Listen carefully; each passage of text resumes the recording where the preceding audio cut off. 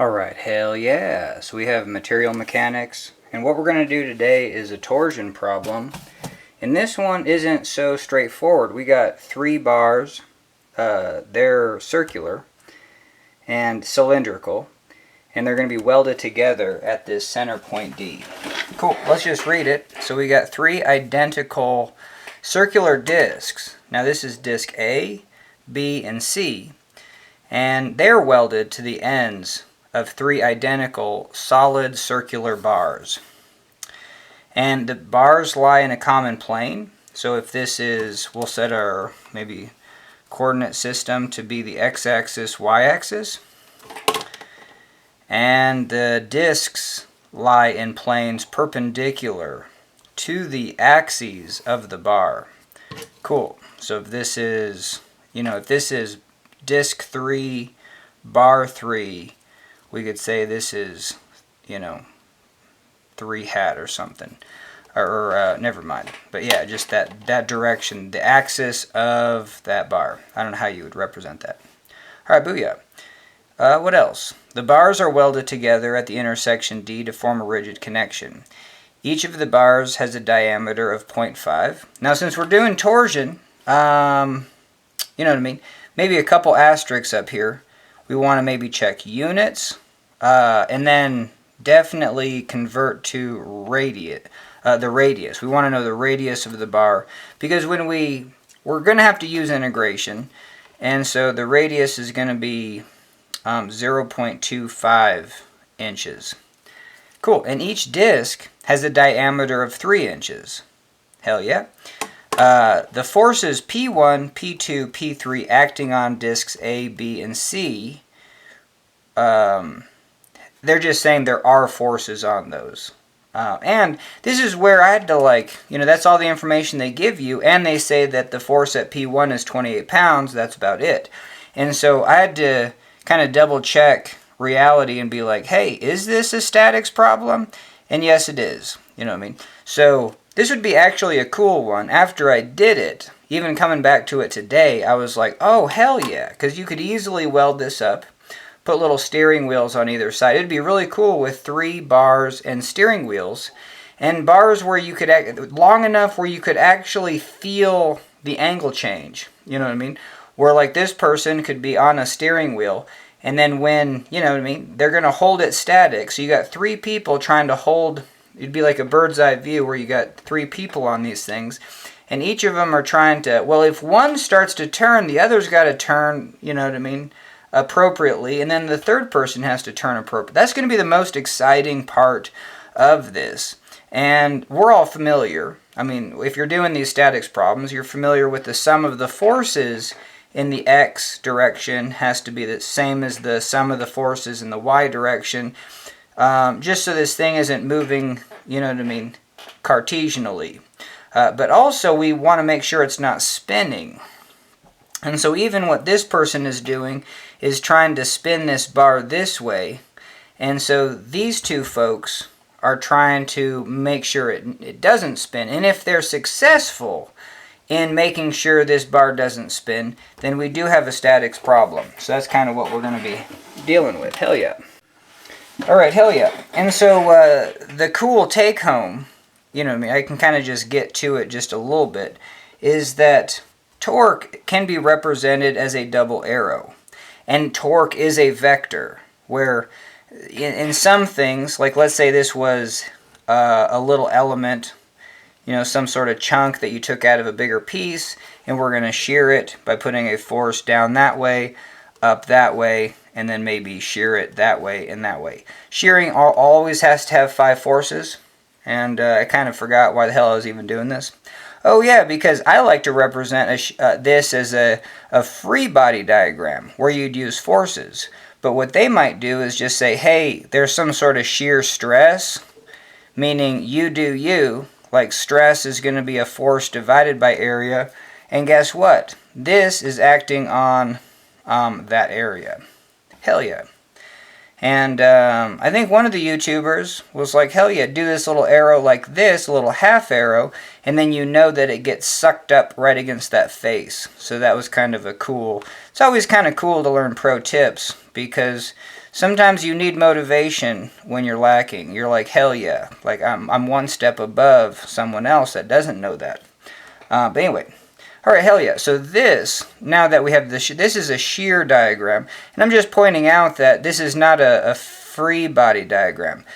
These are tensors. They do not add like vectors, because you have to take them and multiply them by something else. And, hell yeah.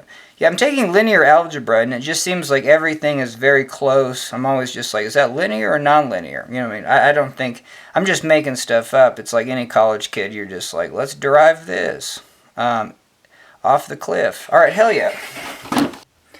Alright, booyah. So it's kind of interesting, even though this is going to be a torque, we can say that you know, in our Cartesian directions, we're going to add a 45, we're also going to have some sort of torque, and then down here we're going to have some sort of torque.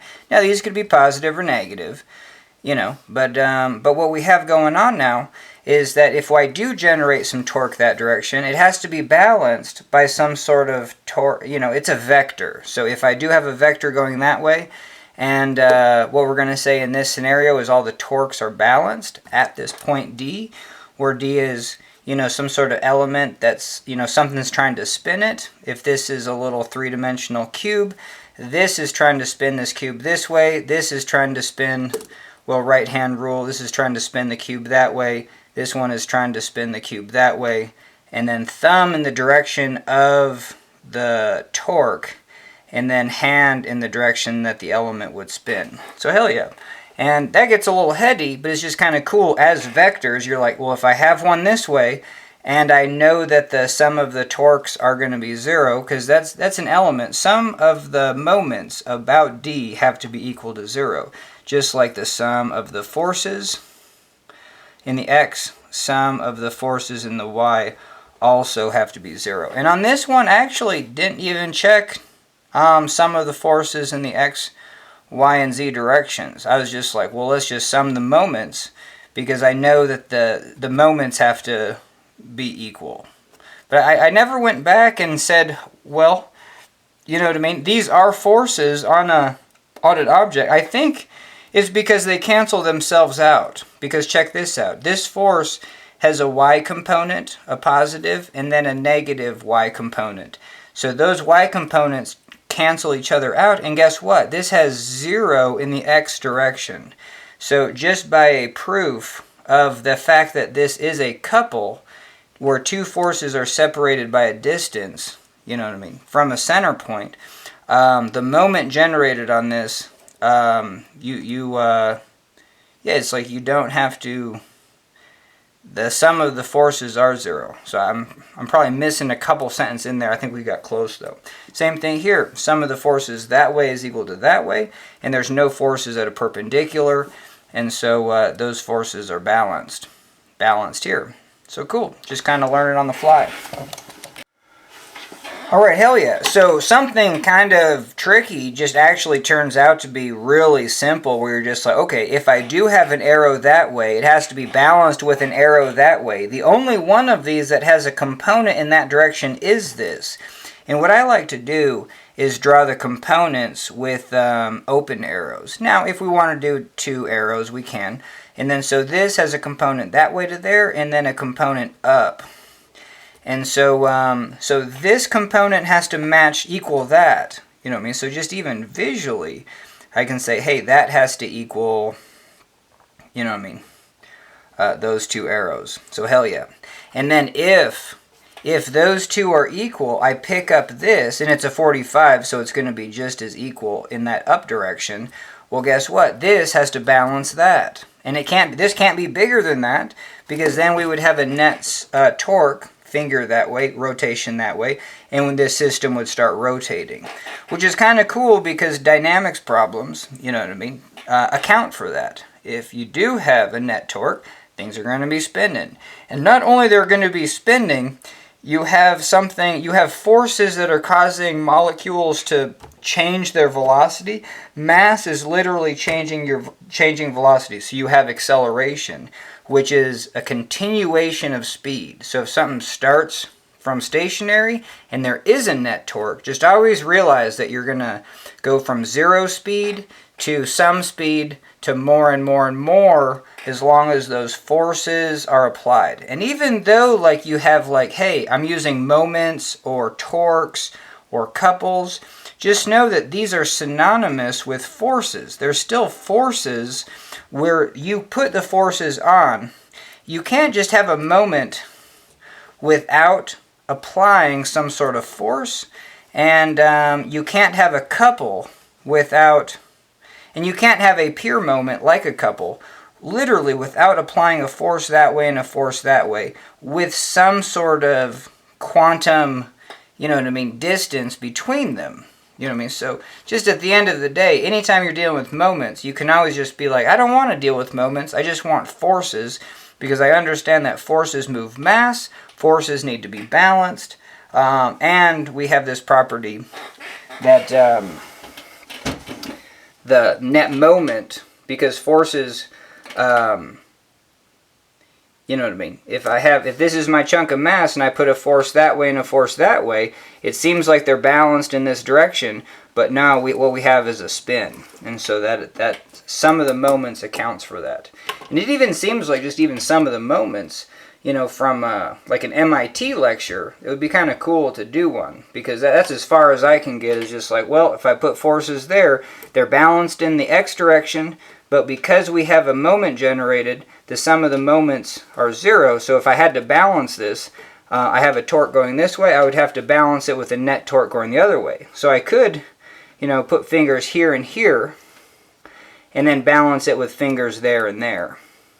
So this is going that way, that's going that way, and then this is going that way, that's going that way. Now, there's going to be, on my hand right now, these two fingers are experiencing more force, let's say twice to 4 times as much, and then these are experiencing less, because a moment or a torque is always going to be forces. What size is a torque, how much torque is on something, able to cause rotation, is the two forces and how far they are apart. Hell yeah. Alright, it's always good to kind of remember parameters. We only have a couple, so 28 pounds on this one, and we have a distance of 3 inches. Just keep that in mind. And then we have a diameter. I'm just going to say, hey, let's not even deal with the diameter yet. We're going to go to radius. Okay, hell yeah. So now we can get a bigger picture. We are going to, you know, put on those arrows, and we're going to start summing the moments about D. So I'm going to sum moments about D have to equal 0.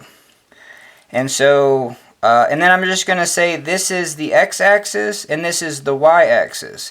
Because we're going to, and I can even break this up. I can say the sum of the moments about D, about the x-axis, has to be 0. And then sum of the moments about D, about the y-axis, equals 0. And then so this is very synonymous with like sum of the forces in the x is 0, sum of the forces in the y is 0. It's just kind of something interesting that you might not realize when summing forces, is that you're always, you know what I mean, you're always, in a 2D situation, you're always being like, hey, sum of the moments. Like in a 2D, if you have like a bridge where you have forces loaded on a bridge, and then you got supporting forces, and you know what I mean, in a cross section you might have a moment. Well, everything's going to be rotating. Like this thing has no forces into the page or out of the page. So the only rotation of this thing could be in, like if this is the x direction, y direction, the z direction is coming out at you. And so about the z-axis is the only axis that could experience rotation. So, so hell yeah. And so that's kind of interesting for this one. I'll have to even kind of pause the camera. Oh yeah, and just on quick inspection, this was a good little one to do, because what I said on this bridge that's being supported and loaded, there is no force, you know, into the page or out of the page. That's the same thing with this whole problem. These forces are up and down, these forces are left and right, and these forces are still in the XY plane. And so there is no component of a force that's causing this thing to like rotate into the page. And that is actually kind of fascinating to me. I have to think about that one, because yeah, it's just kind of interesting. Because obviously if you rotate this thing, you're going to have rotation that's coming out of the page. Like this thing is going to be rotating, but what's going to happen is it's going to be rotating about this x-axis. So, this one, if it rotates, it's going to be rotating about the y-axis. If this one starts doing its thing only, then the whole thing is going to be rotating about this axis right there. Alright, hell yeah. So I'm glad I'm trying to do a deep dive into this. I think there's more to it. I would use like R cross F, and if this is a force, here's your R, here's your F, and you're going to do R cross F. This R does have a component in the Z direction. And then so, you know what I mean? So and you do R, and then so you go from your location out to here, and you would actually start from here. So you would actually go from here to this location, and that would be your R cross F. And when we do that, only the component. Well, no, you're going to have canceling components, because what you have here in the Z direction out of the page is going to be canceled by that R cross F over there. So it's kind of interesting. But for this video, let's just say, hey, they're vectors and they have to be kind of summing, and we're going to sum them about that x-axis and y-axis. I think I can handle that, and it feels correct. It just sucks when you just can't explain it more. But that's cool. That's why we do this, because to see what gaps you would have, and then what other problems, like a sample problem that I could do to kind of bridge those gaps. Hell yeah. Okay, so we're going to figure out, we're going to call this T1 for torque 1, and we're going to call this T3, and then T2. Cool. The torque here is just going to be, you know, the moment generated by this. So this is going to generate, like, let's say moment 1, and moment 1 is equal to torque 1. Or you could just say it's torque 1, which is just the couple, and then the couple, so the couple 1 is moment 1 is equal to torque 1. It's just going to be one of the forces P1 times the distance between them. And that distance, they call it D2. That's kind of a bummer that they would label these things numbers, like you have disk A, B, C with forces 1, 2, 3, and then I mean, I don't know, this should just be like capital D, and this should just be little d. I think that would be a better way to go. Hell yeah. And then what we're going to do is just take the little r once we get there. Alright, hell yeah, let's keep trucking. Alright, booyah. And so we know that this P1 is going to be 28 pounds. And hell yeah. Okay, so this vector is in the negative x direction. So we're going to say negative, so the sum of the forces in the x direction is going to be negative T1. This is going to be like a 45-degree angle.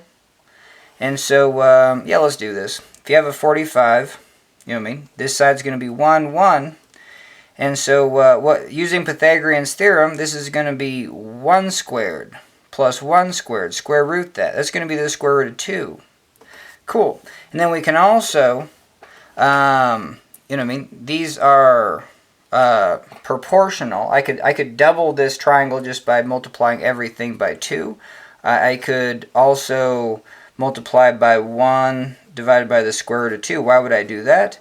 I'm going to do the square root of 2, 1 divided by the square root of 2 on everything. So the hypotenuse now becomes 1, and these become 1 divided by the square root of 2. The only bummer here is you might see this rationalized, where you would multiply top and bottom by square root 2. And so what that does is this becomes square root 2 divided by 2. And I just find that's kind of interesting and sometimes mentally hard to see that square root 2 divided by 2 is the same thing as 1 divided by the square root 2. So why did we do all that? Is because if this is representing 1, you know what I mean? And I always think of a triangle as percentages. I want to know the percentage of this length compared to that length. That's all sines and cosines are doing.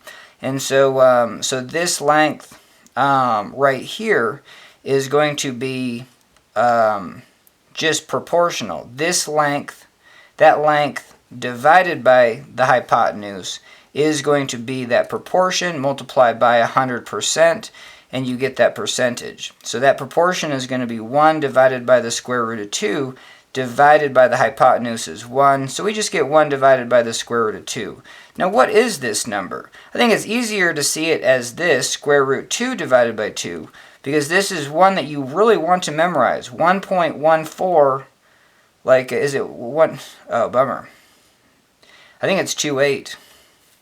1.1428, I don't know, but 1.14, yeah, it's 1.1428. Is it? No, it's, holy hell. 1.1412. I just said I had to memorize this one, but I at least know it's 1.14. Who cares about the other ones? But 1.1412, and then so when we divide by 2, it's not even that. No, this is because if you have sine 45 or cosine 45, this is one that you should just always memorize, 0.707. So this is kind of where we're going, and this is 70.7% of a hypotenuse. So anytime you got a 45, we're just kind of double downing on, you know, like, hey, 45 degrees. How can we represent 45 degrees? How do you represent it as a vector or a proportion of something of a hypotenuse? So hell yeah. And of course it's 1.414, because you have this popping up twice. You know what I mean? And then when you divide this by 2, this 14 becomes 0.707, and then this 14 becomes 7. So there you go. So these two numbers, like this number you should memorize to 3 decimal places, because it's really accurate, 0.707 and then just 106. That can be kind of neglected, and so this one's really good to know to 3, and then it helps you double it, you know what I mean, 1, 4, and then the 1, 4, so you can kind of see that relationship. Very similar to pi being 3.1415 when you, I don't know, yeah, let's half it. You know what I mean, well, what is that? It's going to be 1.5, but then this 4 halves to that, you know, 0.7. You know what I mean? So that's where you get 1.57. That's also a good way to remember what half a pi is. Pi divided by 2. Alright, and then double it is just 6.28, also good. This one, kind of neglected, same thing. Alright, so now we know that, hey, so we're summing the torques about the x-axis, and we have -1, and then this is going to be in the positive, but it's only going to represent 70%, so 70.7%, and we can represent that by 1 divided by the square root 2. You could also represent it as square root 2 divided by 2, however you want to do it, but let's just do it like this, and that's going to, of this torque T3, only 70% is going to be in this positive x direction. So now we have the torque this way in the negative x about the, this torque is torquing it about, and we would just say, hey, thumb in the x direction, this would be a positive torque. You can see that, hey, this torque is actually generating it in the negative x direction. So using that right hand rule, where this torque, it has a component that's actually torquing it with the thumb in the x direction in a positive direction in the x. Hell yeah. Alright, booyah. So, sorry for kind of scribbling that in, but now we can do the y direction. So we're going to sum the torques in the y. We have this one that's negative, so we have negative T2, and then we have a positive, same thing, it's going to be 70.7%, 1 divided by square root 2 T3 in the positive y direction. Alright, hell yeah. And then we can just solve for we can solve for, what are we trying to solve for? We're trying to solve for the torques in each bar. We don't care what the force is. We could back solve for what the forces are. What the people might feel, because that's kind of interesting too. Because if one person is doing this here and one person's doing this here at these two stations, maybe the third person is like, oh, hell no, this sucks. So one of these, you know what I mean? Like, and look at this. You can kind of tell that, well, I don't know. Actually, it might be difficult to tell. But I think one way to simplify this problem is like, hey, let's have these bars kind of come together. And then if if this one is trying to spin it this way, and this one is also trying to spin it this way, then this one will have to feel double. You know what I mean? Kind of a multiple of 2. So if you had that scenario. So let's see if that's kind of what's jiving. So this thing is trying to spin it this way, and this one is also trying to spin it this way. Yes. So even just doing a visual, I think that's very useful for problems like this. And I'm loving that. You know what I mean? That shows you like, well, do I have to put them at this angle? Usually problems are set at 45 degrees are the worst. You know what I mean? It's like always, if you can change your angles to something that makes the problem like easier to visualize, then that would be take both of these bars and just sandwich them together and still have 2 steering wheels and 2 people. You know, maybe just one steering wheel is here and the other is there, and then you can see that this person got the short end of the stick. So hell yeah. And so now just from that representation, we know that the most torque is occurring at T3. And so, even just right here, I could just use this equation to solve for T3 and not really check what T2 is. But we'll do both. Okay, so hell yeah. So let's solve for T3. Getting this to the other side. Well, let's just leave this on this side. Equals to, let's get this to the other side, T1. And then we're going to get the square root of 2 upstairs. And remember, square root of 2 is 1.414, so we're bigger than 1. We're taking this, whatever this torque was at 1, and multiplying it by 1. Just think 1.5. Sometimes it's like, when you see square root 2, don't make it too heady. Times 1.5. It's a multiple of 1.5. It's very useful.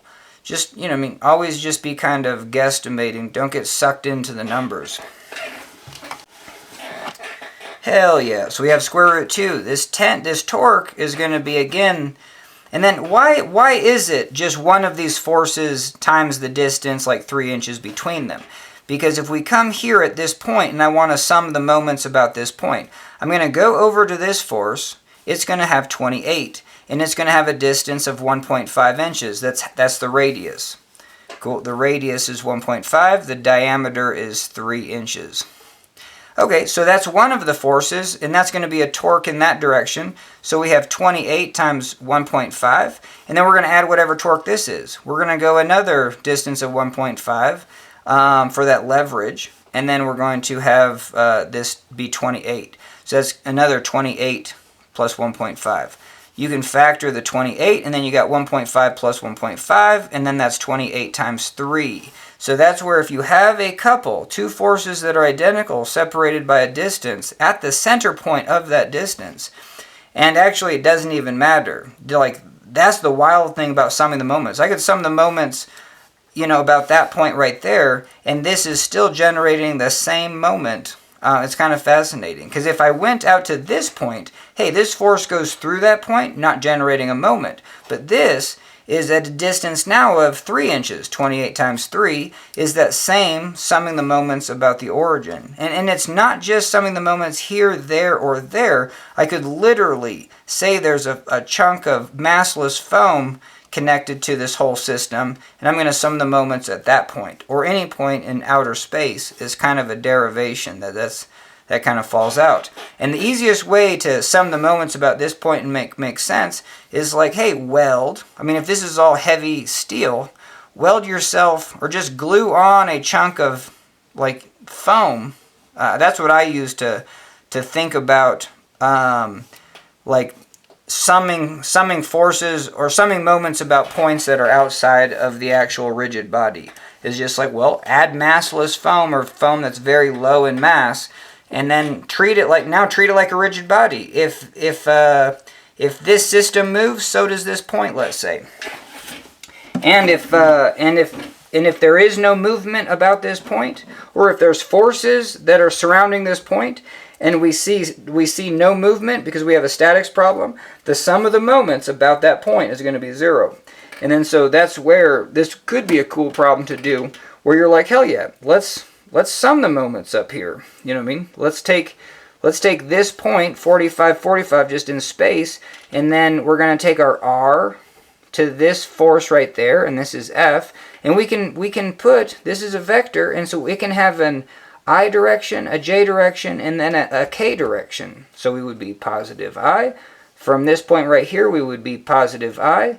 And then let's just say none in the J, and then over in the negative K direction, you know what I mean? And then you would take that I, J, K hat vector, cross it with the force. The force is going to have a J component up and a negative I component over. And so, hell yeah. And then you can kind of go through that whole process. And that would generate the torque about that point. And that force would generate a torque. Look at this.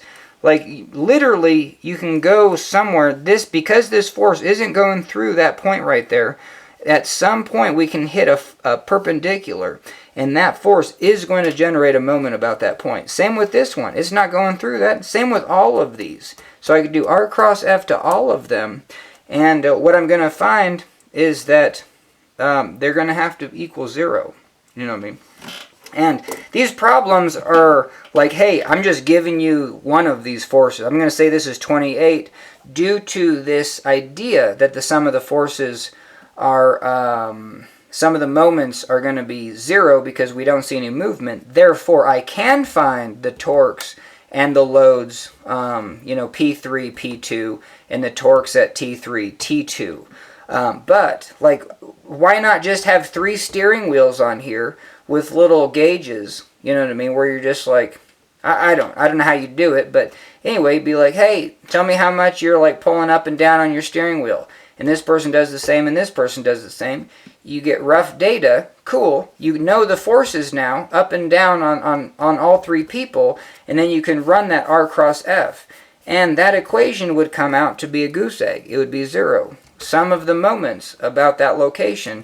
And you know what I mean? So you have 3 steel bars and then just kind of a massless rod up here. And it wouldn't even have to be a massless rod. It could literally be another chunk of steel, because at no point in this is,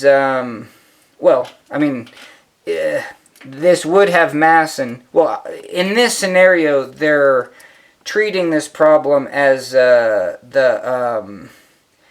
if this is an overhead view and gravity is down, we're not taking the fact that this mass, has a force of gravity, mg, and that's going to be torquing it about that. So this problem does not take into account the fact that, hey, and just even looking, if this is a vertical problem, the fact that we would have this bar is being dragged down by gravity with a force that can be approximated, or I guess, how do you say that? Not approximated, but, through an integration perspective. You don't have to sum all the molecules, but you can go right through the center. I'm always going to say that because just by taking something and saying the force is acting through the center is a simplification of kind of how gravity acts on all mass, protons, neutrons. Hell yeah.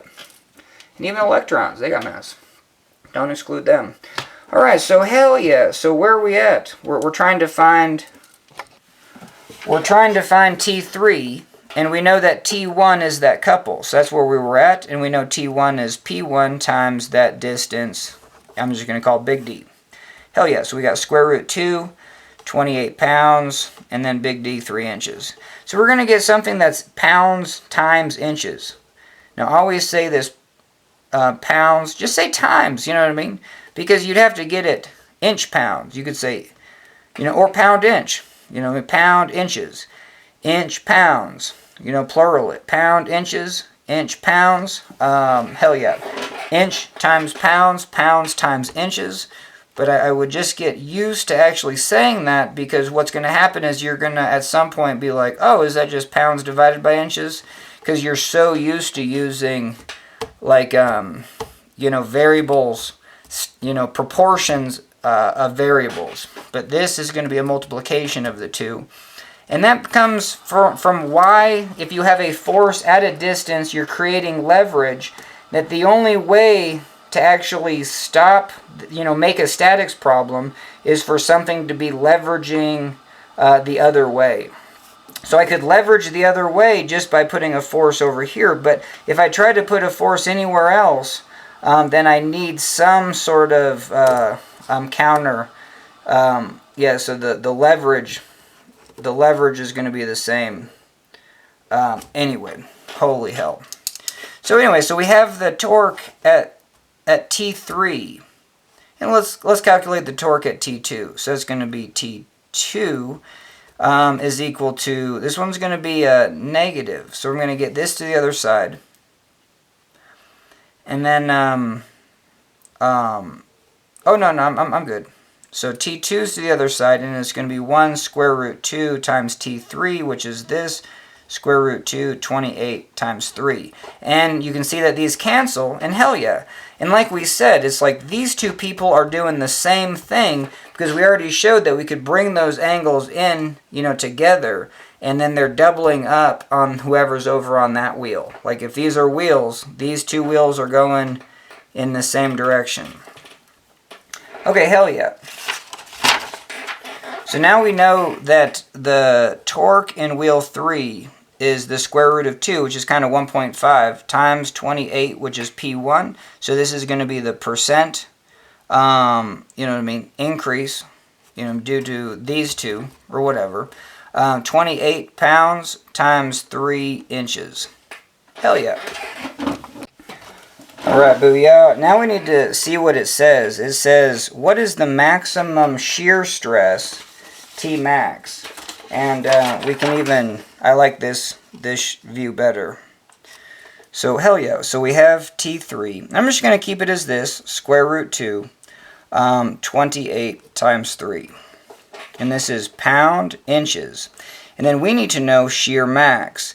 And the derivation or the proof of this is like, what the hell is shear max?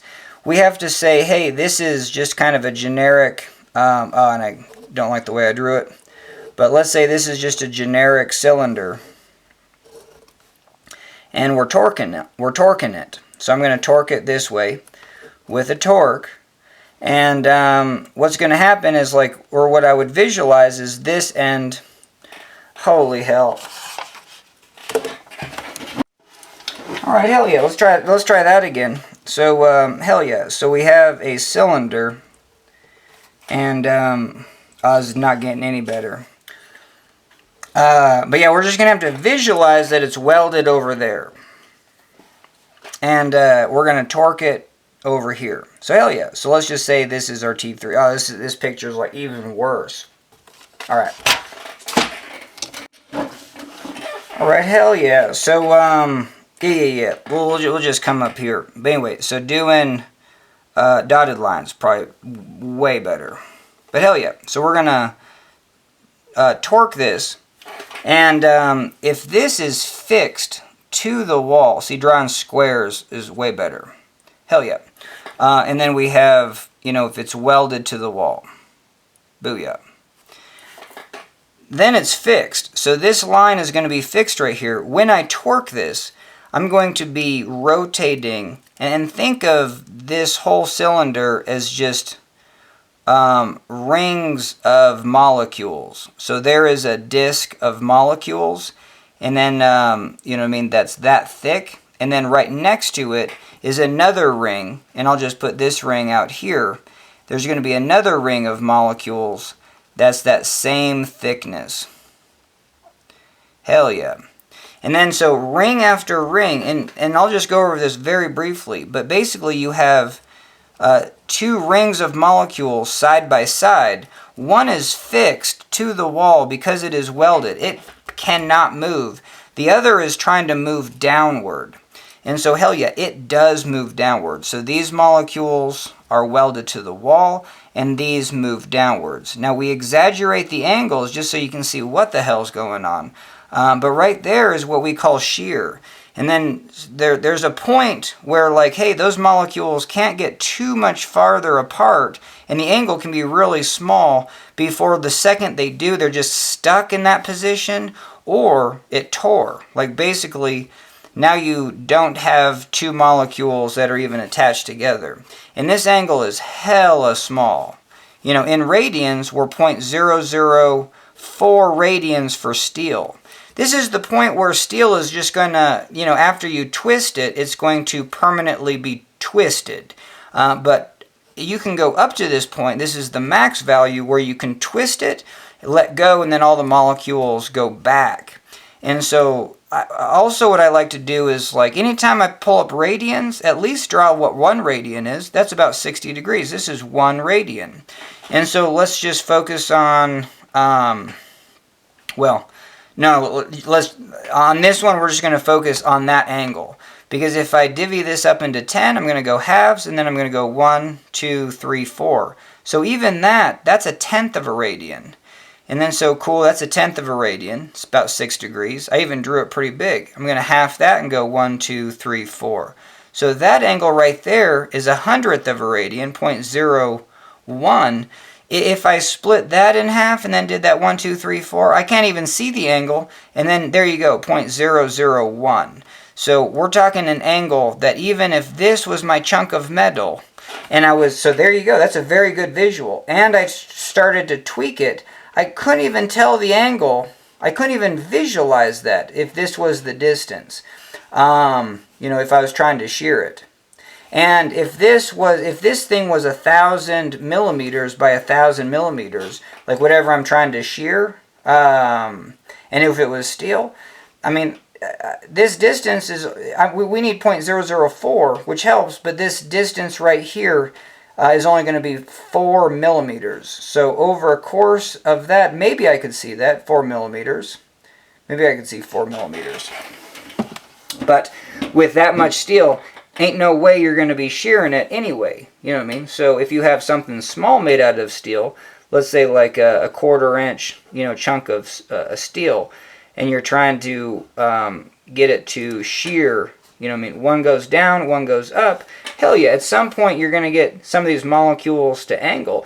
But it doesn't even matter. You could shear something just by taking those lines of molecules right there where every other molecule does not shear.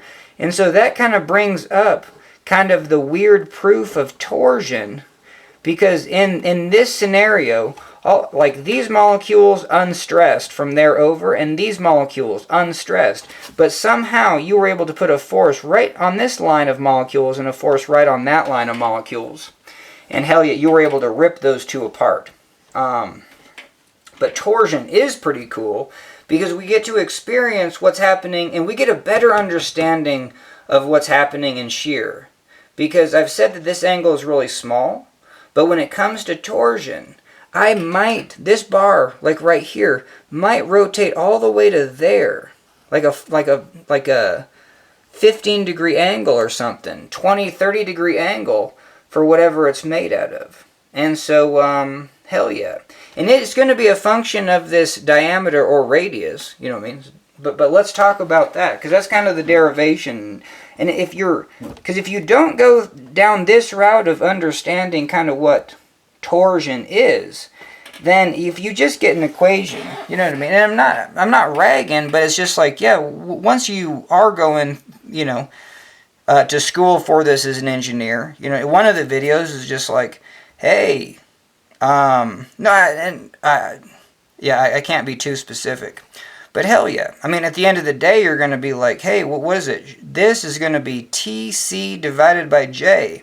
And it was just so fascinating. Like, I was really appreciative of that video. They're just like, hell yeah, break out your TC divided by J. And it, you know what I mean? It's got the rhyme to it. And you're just like, I even remembered that today. So that was a useful approach. I need to get some water. But the only time this is useful, one, is to like your first go to actually get the answer in the back of the book. And then maybe but you get to a point where you want to go through the derivation every time. That's what I'm getting at. Do the derivation to get this equation every time, instead of just using this equation. Instead of seeing the derivation once, using this equation. But there's a point where you can't. You know what I mean? You're not skilled enough to see the derivation once and go from scratch to this equation every time, because you're just like, I can barely get there. You know what I mean? But the second you're able to, do it. You know, it's like playing a piano piece. Why just play the hardest part at the end? You know what I mean? Where it's just like, hey, it takes 4 or 5 minutes to get that piece out, but do it every time. Hell yeah. Alright, hell yeah. And then the other thing with shear is, like, I can put a force down, I can put a force up, but again, the wild thing about shear is if I do that, these 4 molecules are going to spin. We do not see them spinning, they're static. And so I have to have a balancing couple. That's going to be a force this way and a force that way. So as shear, you always have these 4 forces. That really doesn't come into our play for our equation, but it's just kind of, that's useful. What does come into play is the fact that every ring, so the ring right next to these is shifting down, and so this cylinder, if you drew a straight line on it, and then after torquing it, this straight line is now angled. And so every ring can have this angle, this real, and then anytime you're doing material mechanics, like, reef things to the max. Now, the max for us is either a breaking point for brittle materials, or when things get plastic, and that's either yield or proportional limit. And then so, you know what I mean? So first, it would be like, hey, let's apply a force, force yield, you know what I mean? Apply a force proportional limit. And so these are, or a force allowed, you know, and then that's just some arbitrary force, a force designed. Maybe both of these have a factor of safety, where they're like, hey, this force yield divided by 4, or this divided by 5, and that's your factor of safety. But material mechanics also is very useful when you start putting acronyms on things. So we're going to have tau yield. You know what I mean? That's kind of the, well, you know, or just when I'm thinking about things, I am thinking about this limit of like, hey, if I put this force on this system, I can do that. If I put any more force, it's going to get, my tool is going to get bent. Things are going to get broken. Things are going to get misshapen. But if I go right up to this limit, I can let go and every molecule goes back to the original location. So hell yeah. And so with that, if it's steel, I always remember like, hey, this angle is 0.004 radians. So again, if you have a square that's a meter by a meter, you can have this be a 4 millimeters. And the reason being is our angle's so small, we can use that small angle approximation when using radians. So if I say this is 0.004 radians, I'm going to use the equation radians times radius is something normal. That's what I say, and this is going to be arc length. Now, if you're already familiar with arc length and this equation, just do, you know, angle R is equal to S. I think S is a bizarre letter, and I never got used to it. I still don't get used to it for arc length. And so I just kind of say radians times radius is arc length. And so what we have is this is, and I even hate this as an angle. It doesn't look like an angle to me. It's gamma, and it represents this shear angle. So you got a lot of things not going for you. But hell yeah, so we have this angle in radians times the radius. That's going to be that 1,000. And that's going to be the arc length. Now, the arc length should be a curved line, and you would have a full circle around this point as your radius. But we're just going so little that when we're going, like your arc here is going to be the same as just a 90 degree. And so that's the small angle equivalence. And so we have 0.004 times 1,000. And this is just 4 divided by 1,000. And so hell yeah, you just have 4 millimeters. Booyah. Alright, so we just saw from this that if what I'm shearing is like longer, I'm going to notice more you know, distance. And I can call this arc length because it's radians times radius is arc length. And then back to here, and this proof is a little bit tricky because we're going to, so this So I'm going to say, hey, every molecule, every disk, I'm going to take this disk and start to rotate it, and take that disk and start to rotate it. But I can do the same just by applying the torque right at the end. If I apply the torque at the end, it builds up into every ring, and there's if I apply just a little bit of torque, all of these rings are equally sheared. So those are totally linear. You know what I mean? And it's because of the free body diagram. Because if I take a slice at any two rings and I'm torquing the first ring, the second ring has to resist. It's the same thing when we have a bar and we're tensioning it. And this is kind of interesting. You don't think about this, but when we're tensioning a bar at its, it doesn't have to be at its limit, but it is chains, it's links of chains where, if you have a weak link, that's where it's going to break. But what we have is uniform, manufactured steel with the same porosity everywhere. And you really don't have weak links when we're buying this stuff. And so literally every square slice of molecules next to another square slice. So if I took that square slice of molecules and then this square slice of molecules, and they're the same, 1 inch in 1 inch squared, and I butt them up, and forge them together, and I start to rip them apart, they have the same strength as a steel bar that's fully welded. So we're not getting any extra strength by making something longer when we pull something in tension. And so that, so that's, I kind of forget where the hell we were going, but it's the same thing. What is it? The same thing with shear? So when we do tension this, every layer is experiencing the same thing. With torsion, every ring of discs is experiencing the same thing. And then so we have this, so this is the tricky part about material mechanics, because you have this hey, I could put 0 torque on it, nothing changes. That's why I always say, hey, go up to the torque yield, and then put some acronyms. So this is going to be torque yield. And even write it out, say torque yield. And that's where, with torque, for the derivation, you got to be careful. Because sometimes I'm just hey, I want to call this yield point the max. I want to call the max, don't call it, call it break. Because in the torque derivation, this term max isn't used for when things are ready to go plastic, when things are brittle and they're ready to break with this yield. And I should be more specific.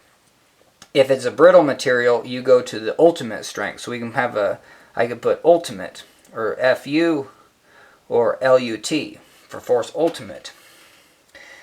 But the force max is none of these things. The force max is what we're going to get to in a moment. It's going to say that the molecules on the surface are getting this more than the molecules in the middle. Molecules in the middle don't feel anything. This angle, that's why I'm doing this. I'm going to say gamma yield, which is, that's the max that I'm thinking. And yeah, it's kind of a bummer because I want to use that term max for yield always. Because I think from this, teaching this subject, if you just say the yield, I don't know.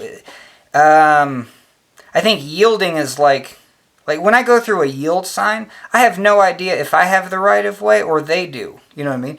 It's and that's hopefully a joke, but it's not. And I do bring this up because it's not a word where you think people are going to die or you're going to lose your life, or lose your job. As an engineer, people are going to die or you lose your job because something got bigger than yield. And so it's just really good, I think, when you're learning this stuff to, you know what I mean? If you are going to use this little y or proportional limits, even worse. It sounds so technical. How are people going to die? You know what I mean? So just really, like, use this word break. I like to use the word max, but again, they're going to use that word max for something else. Because that's, okay, yeah, hell yeah. So I'm thinking that it's going to be that yield, that's going to be the breaking strength of stuff, and this angle is going to be the most. So that angle is going to be 0.004. So part of this proof is that this length, so that's this angle right there. It's a small angle, but this length can be really long. This length can be 1,000 millimeters, 1 meter. And then so what we get is radians times radius is this arc length, can be like 4 millimeters. Now this diameter, hey, I mean, let's say the circumference is 4 millimeters. Then this thing rotated one full time and it doesn't even match our picture. But let's try to make it match our picture. So if this is 4, I'm going to go another 4, so that's 8. 8 times 4 is 32. So let's say the circumference is 32, and pi d is 3 times, we're going to divide this by 3. So the diameter is going to be 10 millimeters. So in this, if we have 10 times pi, so we have 10 times pi, and we moved 4 millimeters. So just do a proportion. Do 4 millimeters divided by the circumference, which is pi times 10 millimeters, and we got 4 divided by that number. And this is going to give us the proportion of a circle, 0.127, and think percent, you know what I mean? This is 12.7% of a circle. I think that can be pretty useful, because in a circle you have 360 degrees, so take this, multiply by 360, and this thing moved 45 degrees. So right here, and that's what we visually see, is that if this is steel, which can't shear very much at all, the molecules literally can't move very much at all, imperceptible. But the fact that they're doing it in series, we are getting this disc to move, and then right next to it the same, you know what I mean? And it's just a linear progression. I mean, there's nothing going on at the molecular level that's any different. I mean, these distances at the molecular level are still hella tiny, but at 1 inch you're still getting radians with small angle. Radians times radius is going to be at 1 inch you're going to get 0.004 inches, and that's going to be arc length. All right, hell yeah. One other for the radians times radius. So for me, I just say this: radians times radius is something normal, because I think radians, I still don't know what they are. You know what I mean? And but hell yeah. So we have, but they're 60 degrees, and because we have 2 pi, and that actually is, you should say this because that's crazy. We all know what a circumference is. So this is this would be a small video that I would make. Radians times radius is arc length. That's why I hate arc length, because it's just a part of a circumference. So just think of arc length as a percentage of the circumference. And I'm going to use this little c. Or sometimes I like to use, what I've been doing is like radians times radius is little c, a proportion of the circumference. And I'm going to say big C is the total circumference. That really helped me out for a couple days. Big C is the circumference, little c is a proportion, and then so little c divided by big C. Now I can just see it's a percentage, multiplied by 100%. This little c is a percentage of the big C. And because there is no good letter for circumference, I think it got dropped out of the physics universe. You know what I mean? Literally. Like R, perfect letter. D, perfect letter. Like calling things C, people don't use C for circumference. I really haven't seen it. I've seen S for arc length. And so my modification is, hey, change this to a little c and then have big C be your circumference. Because now, if I say radians times radius is arc length, and if I say radians times radius is the full circumference of the circle, cool. So what do we know? What's the circumference of the circle? Well, we know that that's going to be either pi d or 2 pi r. And I hate the way it's written like this. We all know it's 2 pi r, but if you go from pi d, that's pi 2 times the radius. D is 2 times the radius. So even just writing it like this, take the extra time to be like, oh yeah, instead of just, this is just a memorization term, 2 pi r. But that's going to be the circumference. Here's the radius, and guess what pi is in radians? So we have pi r is equal to 2 pi r. The r's drop out, and we have this angle is 2 pi, and we call this angle radians. And that's the equation. This angle of radians times radius is arc length, s.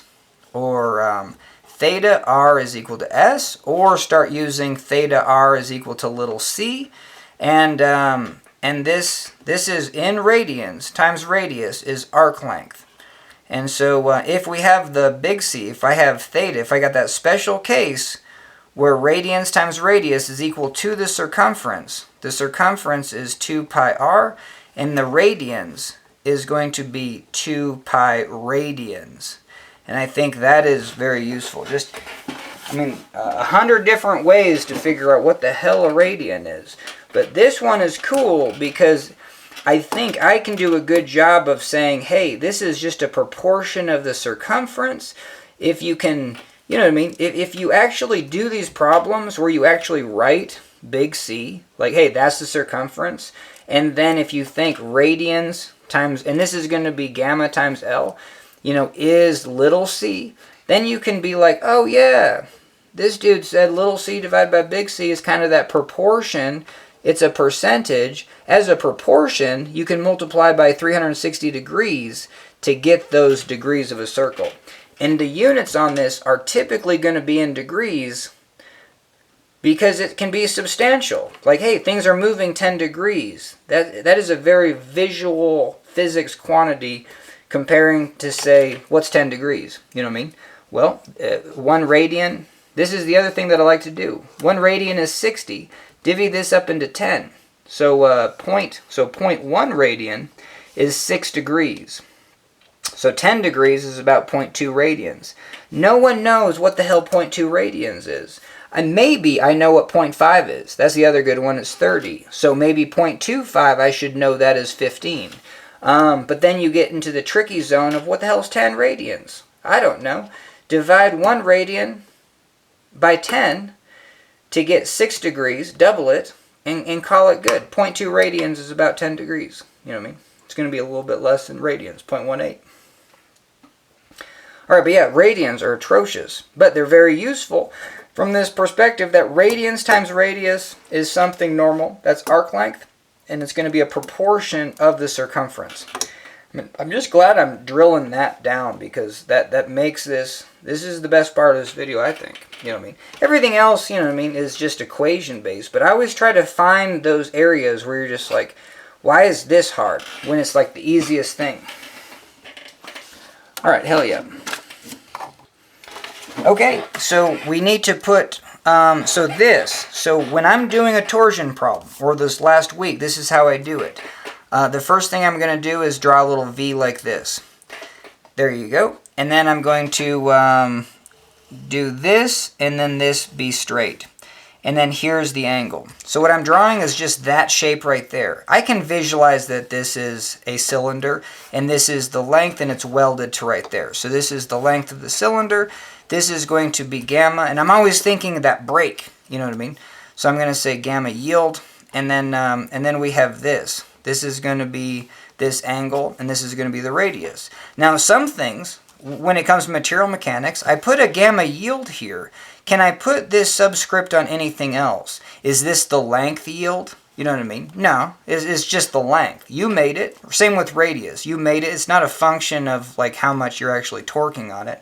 This angle right there, hell yeah, that's going to be the angle yield.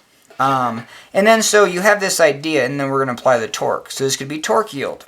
But you could say like, hey, I don't have to apply this. I could apply the torque allowed, which is a factor of safety of 2.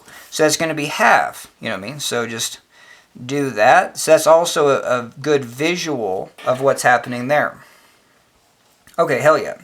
So on this is if we do have this max torque, these two disks of molecules are going to do that, and we have that angle. And that is going to give us the information of what's happening to the molecules. So once we find gamma, for if this is the gamma, or this is called, and I need to say this more, this is shear strain. That's also the bummer. It's shear strain is like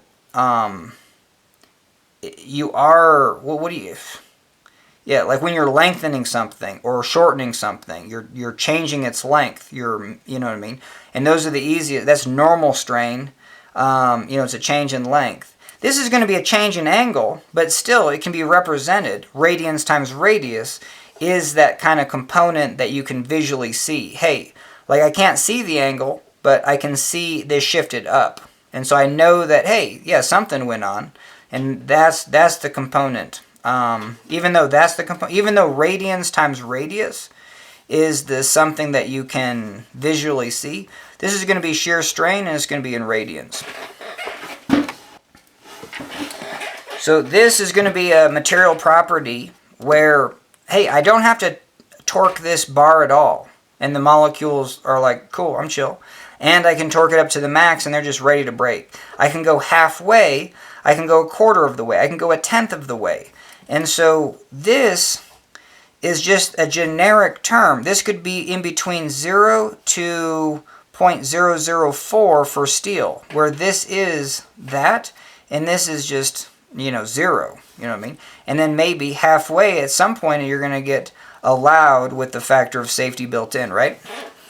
And so that's the hardest thing about material mechanics, is the fact that, hey, I just drew this, but I always like to draw it for the max scenario, but I don't have to. I mean, this could be for anything. And that's where, from a generic proof, they're not going to put these terms on there. So I guess let's just take them off. And so now let's just say it's the halfway point. That sucks. That sucks for me mentally. But then the other thing that goes on in this is that we said, why are the discs inside the disc not getting sheared, as much?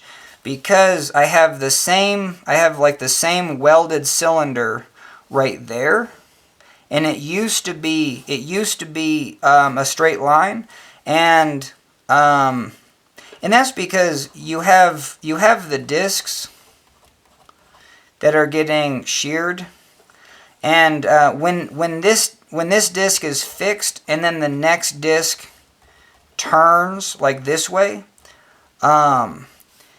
these lines turn at the same time. You know what I mean? You don't have the outer circle of molecules moving more and then the inner ones fixed. They're all rotating at the same angle. You know what I mean? So those two might move over here. You know what I mean? So that for sure is going on. So that's part of the geometry, and we see that.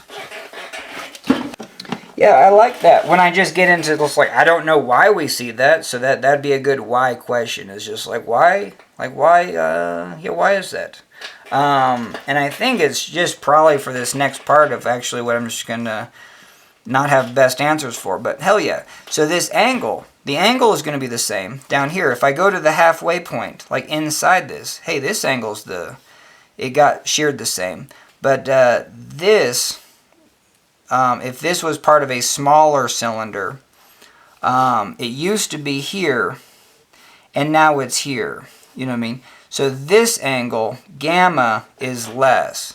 Let's say it's half. It's half of that. And then so on the surface, we reserve this term for max. So this is gamma max. Now again, gamma yield is not equal to gamma max. There's a chance that gamma max is hardly anything at all because we're hardly putting like 2 pound-inches of torque on this thing. You know what I mean? We can put a low number on something, but this still is max. This max represents the surface molecules, and those are the molecules in question of failing, because all the other molecules inside are less, and at the center 0. And so, and that's where we have to come up with our first linear equation. We have to say that the gamma as a function of the distance that we're going, and we're going to call the distance out to here now rho. You know, the radius is reserved for the actual dimension that we manufactured. Rho is the distance along that radius. So if we're just right there, you know what I mean, we're going to have that, and we're going to have that angle, and it's going to be a proportion. It's 0 here, it's max there. So this equation is, you know what I mean, is going to be rho divided by r gamma max. Alright, hell yeah. So I might slow it down on this equation, because like how do you do it? You know what I mean? Well, you're going to get gamma, and it's a function of rho, and even this might scare you. But it just means that you need to have a value. I need to input a value that is going to be rho. I have to choose that value. And then out pops a shear, and it has to be, you know what I mean? And it has to be proportional to this. So I need Y max. Cool. And I need this. And, you know what I mean? Is it upstairs? Is it downstairs? I don't know. But you know what I mean? It's let's just say it's upstairs. And then I need it like this. You know, I'm going to vary this. If this is 0, cool. Then, you know, I know my force is 0. But if this is r, I'm going to get r gamma max, and even the units aren't going to match. You know what I mean? It's going to be a distance of, like, let's say meters radians, where this is an angle. I need it in radians. And then so when I input, if I'm a distance at r, if rho is equal to r, what do I need to get? I need to output this. Okay, so I just need to divide it by r. That's going to give me a 1 gamma max. So there you go. So that's kind of, so the equation is going to be rho divided by r gamma max. Now it's a linear equation, and it shouldn't be that big of a deal. And I think because material mechanics, I never understood, you know what I mean, like, it's deflating when you're not able to just do an XY equation, because that's what we have in material mechanics all day long. It's just an XY, and they even start at 0, and they're friggin' linear. But because the units are either just extraordinarily small and then fairly large, it feels like I have no idea what's going on. You know what I mean? Because this would be classic of shear, and this would be a classic angle. Angle in radians. Hey, this is 0.004, and then we have a shear max for steel. I don't know, let's just say it's 41,000 pounds per inch squared, whatever. And so, so there you go. And I think I might just go to 40,000, because you have that 4 and 4. And then if I went to 0.002, this goes to 2,000. So you kind of have this nice little play. Same thing with normal strain. If I have a bar and this is strain, I can strain at 0.002. What does that mean? Well, strain is a change in length divided by length. And it's a percentage or a proportion. If I have something that's 1,000 millimeters long, I can lengthen it 2 millimeters. And that's it. You know what I mean? And if I do lengthen it 2 millimeters, it's going to have a PSI of 58,000 pounds per inch squared. And so if I have a 1-inch steel bar, that's 1 meter, I can lengthen it 2 millimeters. And if I do, I just put a force on either end of 58,000. Cool. And then so if I went to 0.001, I get to 29,000, which is useful, because if I go to that point, so this is that point at 0.002, and then this is the point halfway, you know what I mean? And what's the slope on this? Well, I don't know. I would take your run, because slope is rise over run, take this run out to 1. I have to do this by 1,000. I have to go 1,000 times over just to get to a number 1 out here. But if I do, whatever this value is going to be the slope, rise over a value of 1. And that's where, you know what I mean, your slope is going to be 29,000 times 1,000, 29 million, which is a really good one to memorize for steel. And now you know that this slope is just m, which is just the rise over run, which is your change in normal stress divided by your change in And, you know, that gets heady as hell.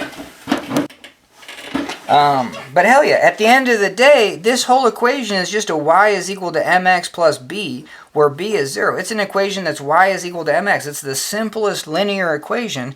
It's just the fact that these numbers are real small, these numbers are real big. Rise over run's very difficult. But we got this equation just by taking like 2 points. I got a point there, and then I saw that this one was also linear. This one's 0 at 0. Let's connect the dots. And so that's what we're going to do for this. We're going to say at 0 radius, our shear is 0. So I'm gonna say, and then what's my graph going to be? Well, the equation I want is this angle as a function of radius. Okay, so hell yeah. So this is going to be the angle, and this is going to be the radius. And whatever line I have or function is going to be the angle as a function, and this is going to be radius rho. So hell yeah. And on here, I can either put in a 0 rho, or I can put in a distance of r. And that's going to be my limit there, 0 to r. If I do go to r, I'm going to have a angle max. This angle is going to be in radians, and this rho is going to be, let's say, in meters. Or millimeters, doesn't really matter. Cool. And then so this is the equation that I get. You know what I mean? If I'm at the radius, I'm going to be at, and then if I go half the radius, I'm just going to be half of max. And if I'm at 0, it's going to be 0. So now the question is, what is the equation of this line? Well, we have y is equal to mx plus b. That should be enough. Where m, you know, and then I would write a second equation that m is going to be rise over run. So I would write that, and then get more technical. Rise is going to be the change in, maybe y, change in x, you know what I mean? And in this, I'm representing the y value. My independent variable is change in gamma, change in rho. So let's see.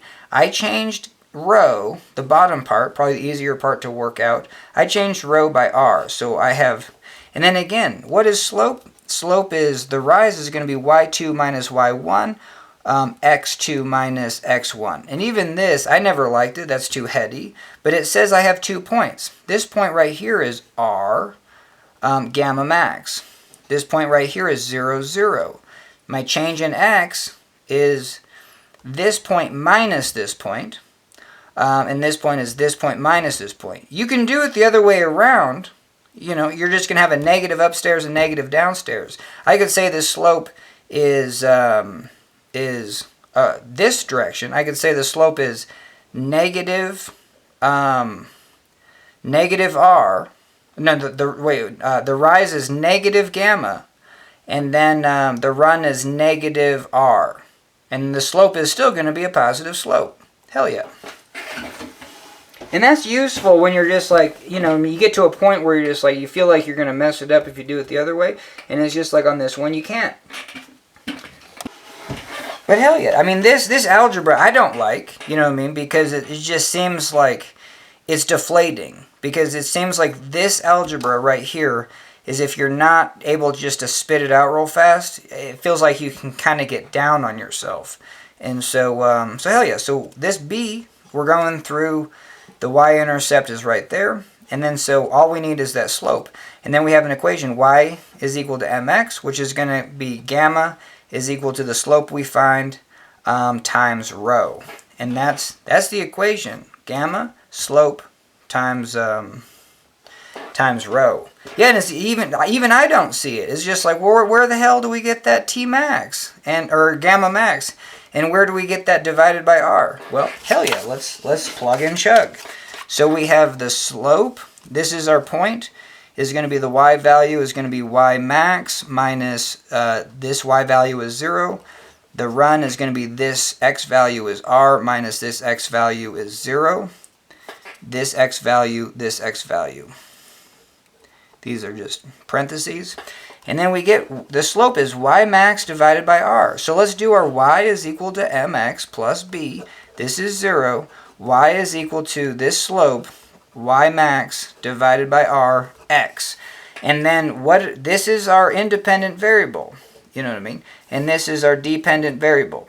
So this is synonymous with y, and this is synonymous with x. So let's input them. So we have gamma is equal to Y max divided by R rho. So honestly, this equation should be written like this, or it's kind of useful. And if I ever saw it this way, I would be like, oh yeah, I see this. This is Y is equal to mx. Because this is gamma as a function of rho. This is your dependent variable. This is your independent variable.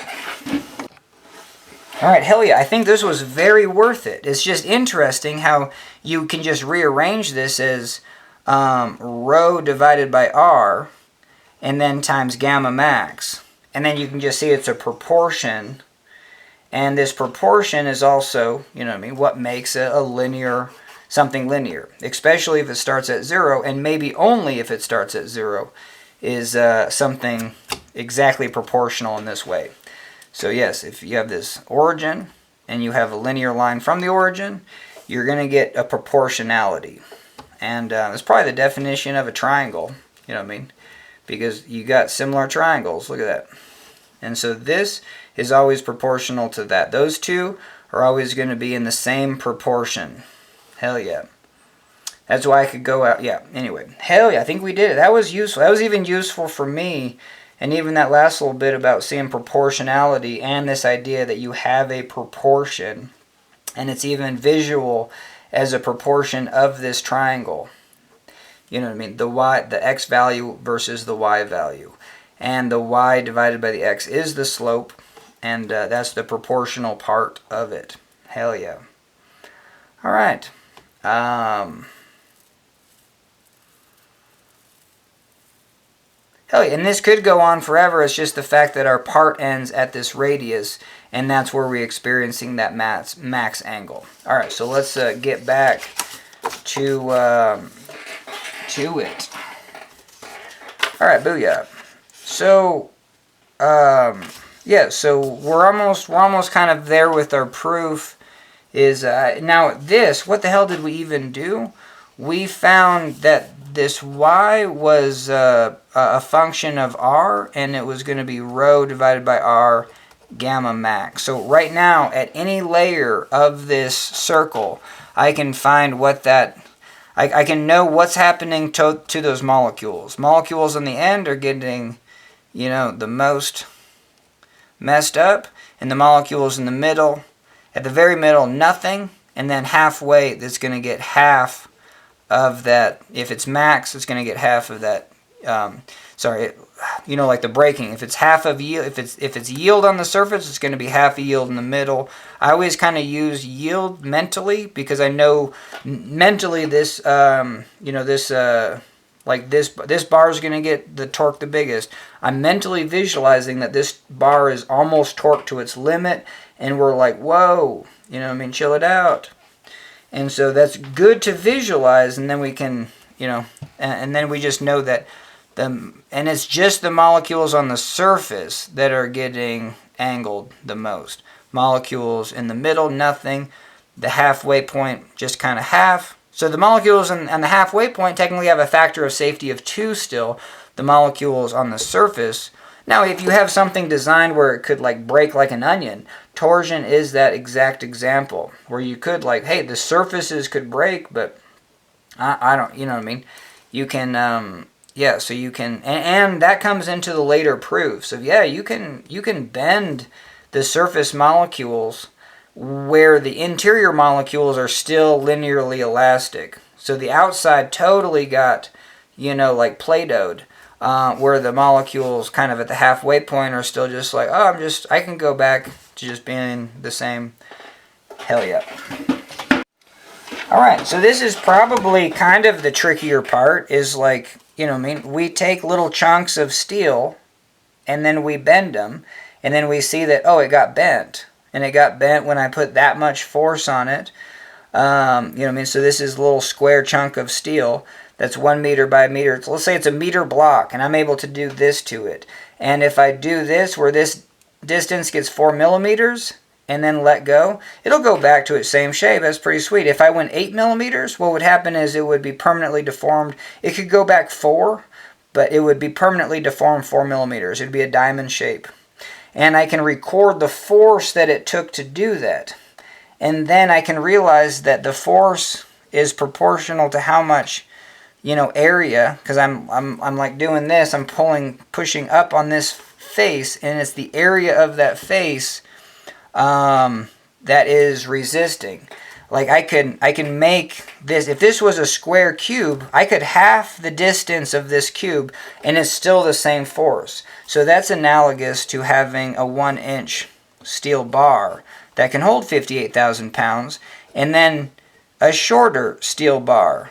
How much can that hold? 58,000 pounds. So shear doesn't really care about this distance at all. That's where if you have like a bolt, that's where it's just like, yeah, you know what I mean? You can put the up and down forces very close, and it's not, you know what I mean? And hopefully you can just shear it on those two molecules. It's going to take the same force, but you're going to, you know what I mean? At the end of the day, you're going to have something that doesn't look like this. You know what I mean? If you,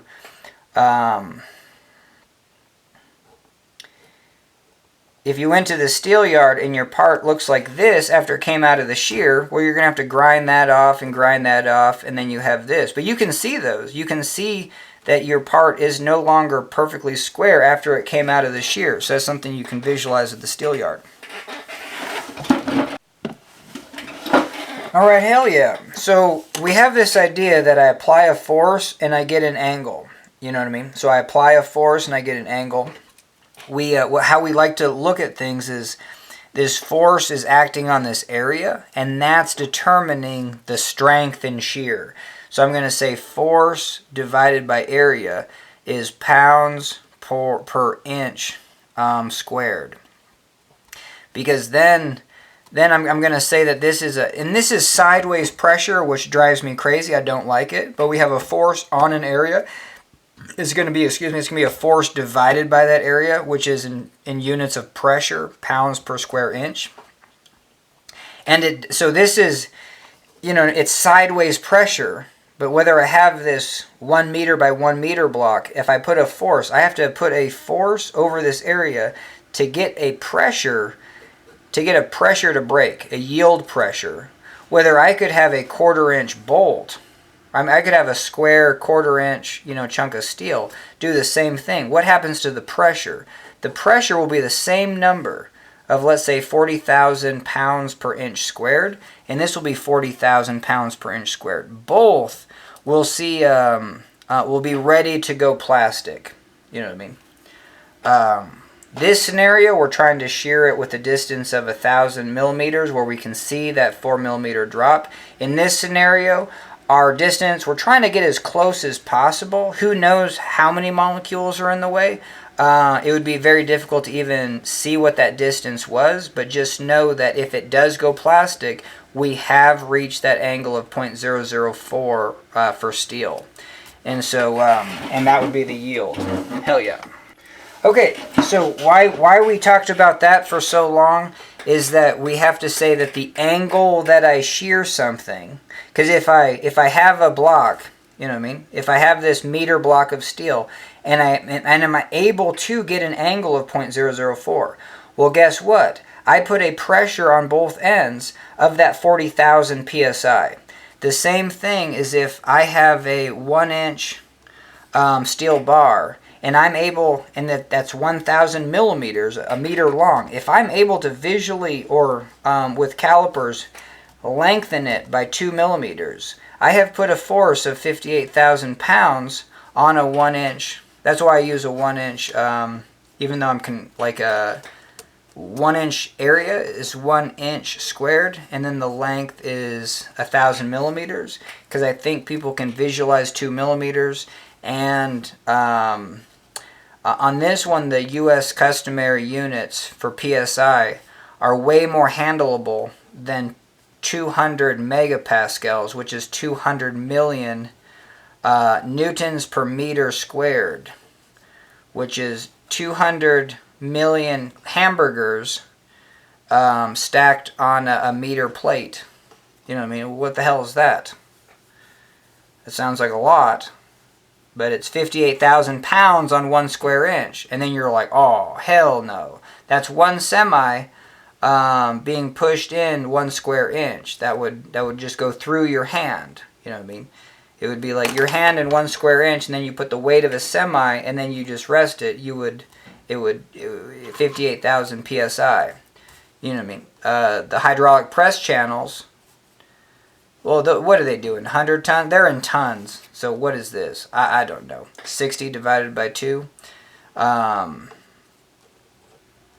60,000 divided 58. This would be 58 tons, half 29 tons. Yeah, 29 tons of force on a 1 square inch area. But we deal in psi. All right, hell yeah. So I need to restate that. So if I'm shearing some piece of metal, then I can say if I can visualize an angle, that's going to tell me how much pressure. So that's Hooke's law. It says if I don't do any angle at all, well, you didn't put any sideways pressure on it. If I got an angle to generate of 0.004 radians, well, it looks like you got the max pressure, the yield pressure for steel. The same thing with a bar. If I take a bar of 1,000 millimeters, lengthen it 2 millimeters, well, I've got the max pressure, which is 58,000 psi.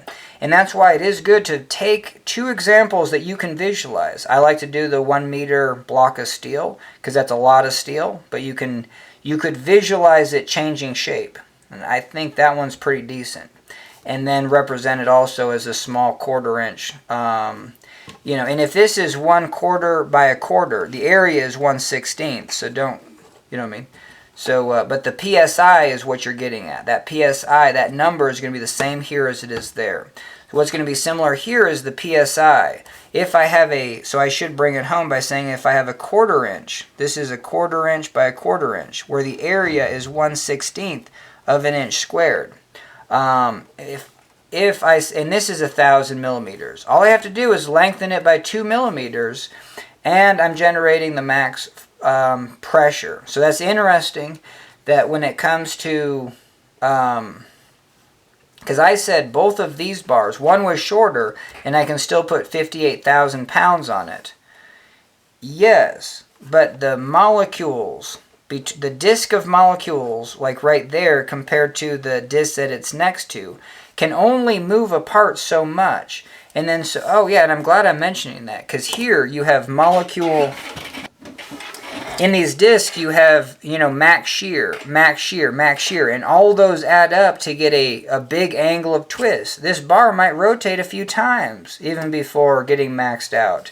Same thing with like the Golden Gate Bridge. It's so long that, you know what I mean, it can lengthen quite a bit because it's long. Because every disk of molecules can just move just that much. The same thing as these disks being able to just move that much, hardly at all. The angle is really small.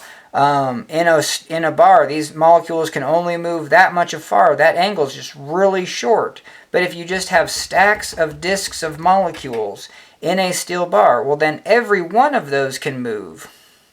You know, and those accumulate like an accordion, and the longer something is, the more it can move before reaching that max. So length is a function of how much things can move. That's where it is kind of cool to take both scenarios. This bar at 1,000 millimeters and this one is 1,000 millimeters. You can only stretch it 2 millimeters before you've permanently stretched this steel bar. Kind of that breaking point, I call. You know, even though it's just yielded and messed up. All right, so cool. So yeah, so again, I think this is the most important part that you're just not, like I graduate with not, you know, realizing this, and it's actually the fundamental, like there's just 2 things going on in materials. Like every material, you can take a material and I can say, you know, like a bar, I can say it has strength this way. I can take this bar and say, hey, you can put 58,000 pounds on that bar. And I can say, hey, you can take that bar and you can stretch it 2 millimeters. You know what I mean? One just makes more sense. The other is just like, well, do we even have to think of it as that? And for these proofs, hell yeah. But yeah, that's the only thing that's going on with material. You're going to say, hey, I can either get a pressure to build, that's going to be some sort of number, or I can get a change in deformation.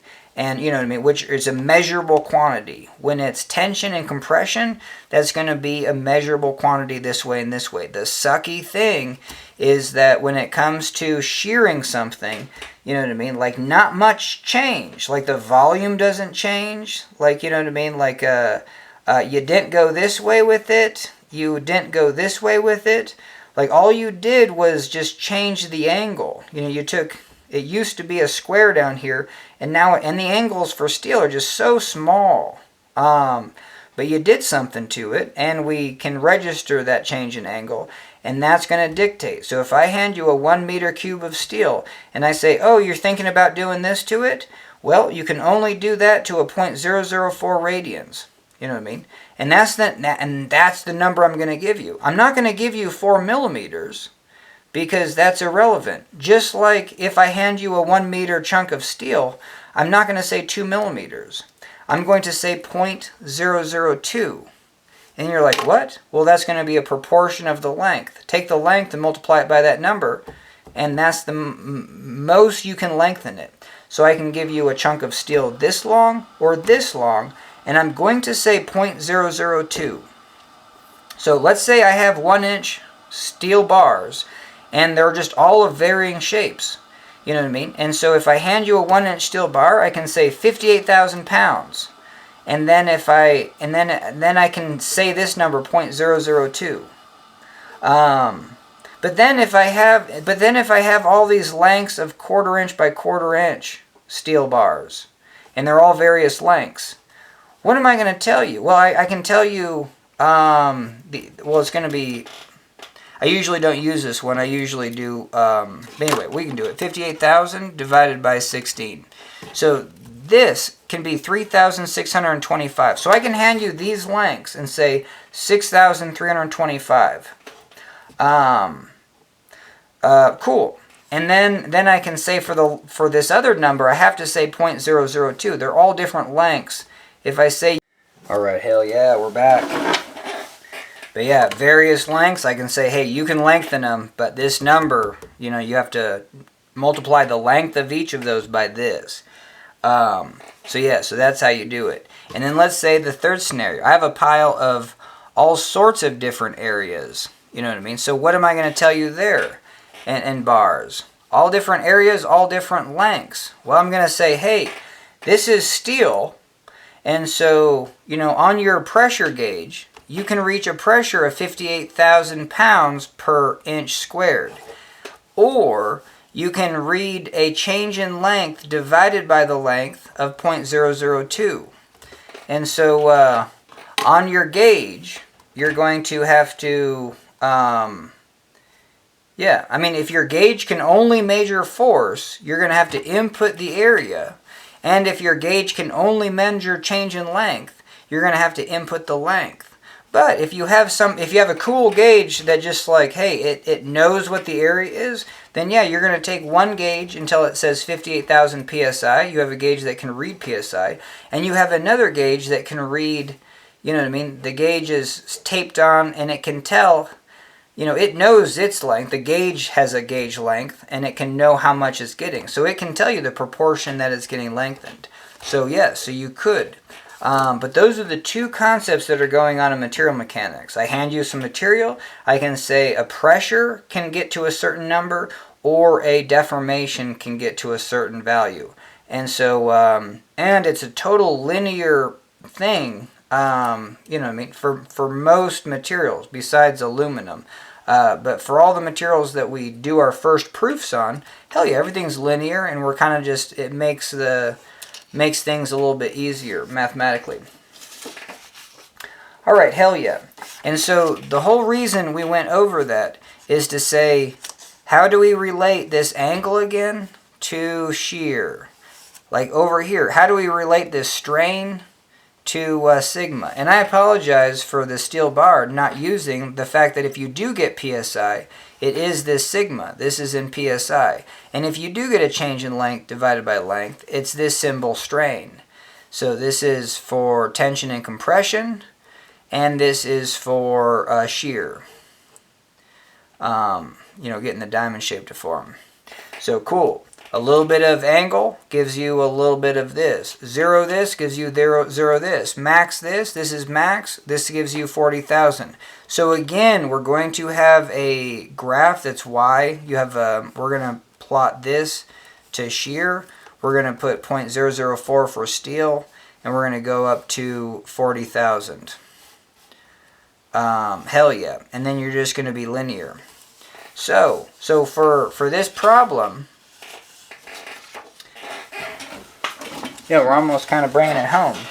So this problem, what we have is, and the integration is the fact that we have torque. We know that we're going to get this shape to form. We just need to integrate to know exactly what shape it's going to take. And that's, so yeah, so bear with me on this.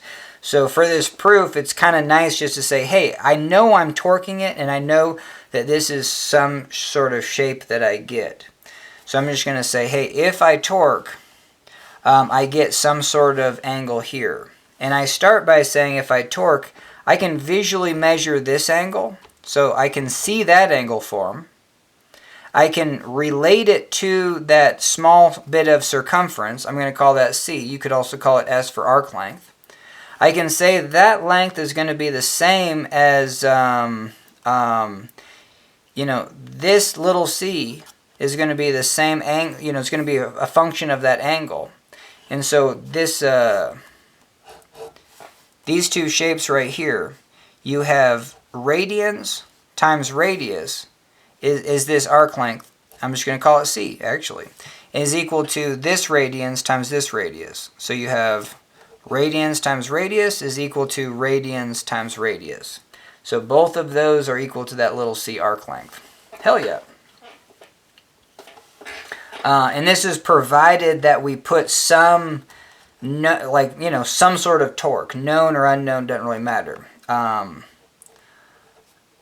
We just know that if we see this, so this is the case where we get to measure this angle. If I measure this angle, I can know this angle. So technically, if you do it this way, if you take a bar, weld it to the wall, and then torque it, by measuring this angle, knowing the radius, knowing the length, you essentially measured this tiny angle, which is remarkable. You either measured it at max, or you measured it at half, or you measured it at a tenth, or a tenth, it's factor of safety of 10. Cool. But you measured that angle. And then what we do is we realize that, this was just disc after disc of molecules. One disc is welded to the wall. The next rotated a little bit by that angle, by this angle. So that angle is this angle to form. And and that's the first thing I do. I just think of the surface. We can get to the fact that in the inner part, it's going to be just a proportion. Halfway is going to be half, and then at the center is going to be 0. But on the surface, if I know, I just measured this angle. I measured this angle. I know its radius. I know the length, and I measured that shear, that angle of shear. That's like taking that meter cube of steel, getting some sort of angle, and then being like, hey, what do we know about this? Holy Toledo. Well, we know the PSI you generated, and 0.04 is yield, and then so we would know that the PSI is going to be 40,000. So that's how you do it. And that's Hooke's law. And Hooke's law says, well, how is, you're saying that 0.004 is equal to 40,000, essentially. Or you can write it this way, 40,000 is equal to 0.004.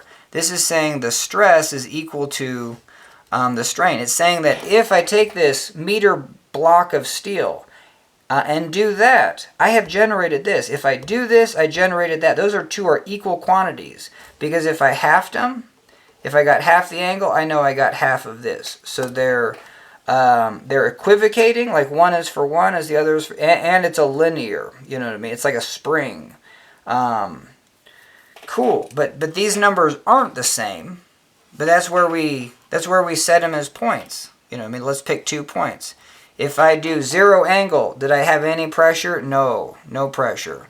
So I'm going to say that xy, and we're going to do our graph is the angle and then shear. So this is going to be 40,000, and this is going to be 0.004, and these are the points that we have. And so at 0, 0, there's our point 0, 0. This is the point 0.004, 40,000. And again, we're asked to get an equation for this line. This is shear, you know, as a function of gamma. So my equation should be like y is equal to mx plus b. We can kind of do this, you know, m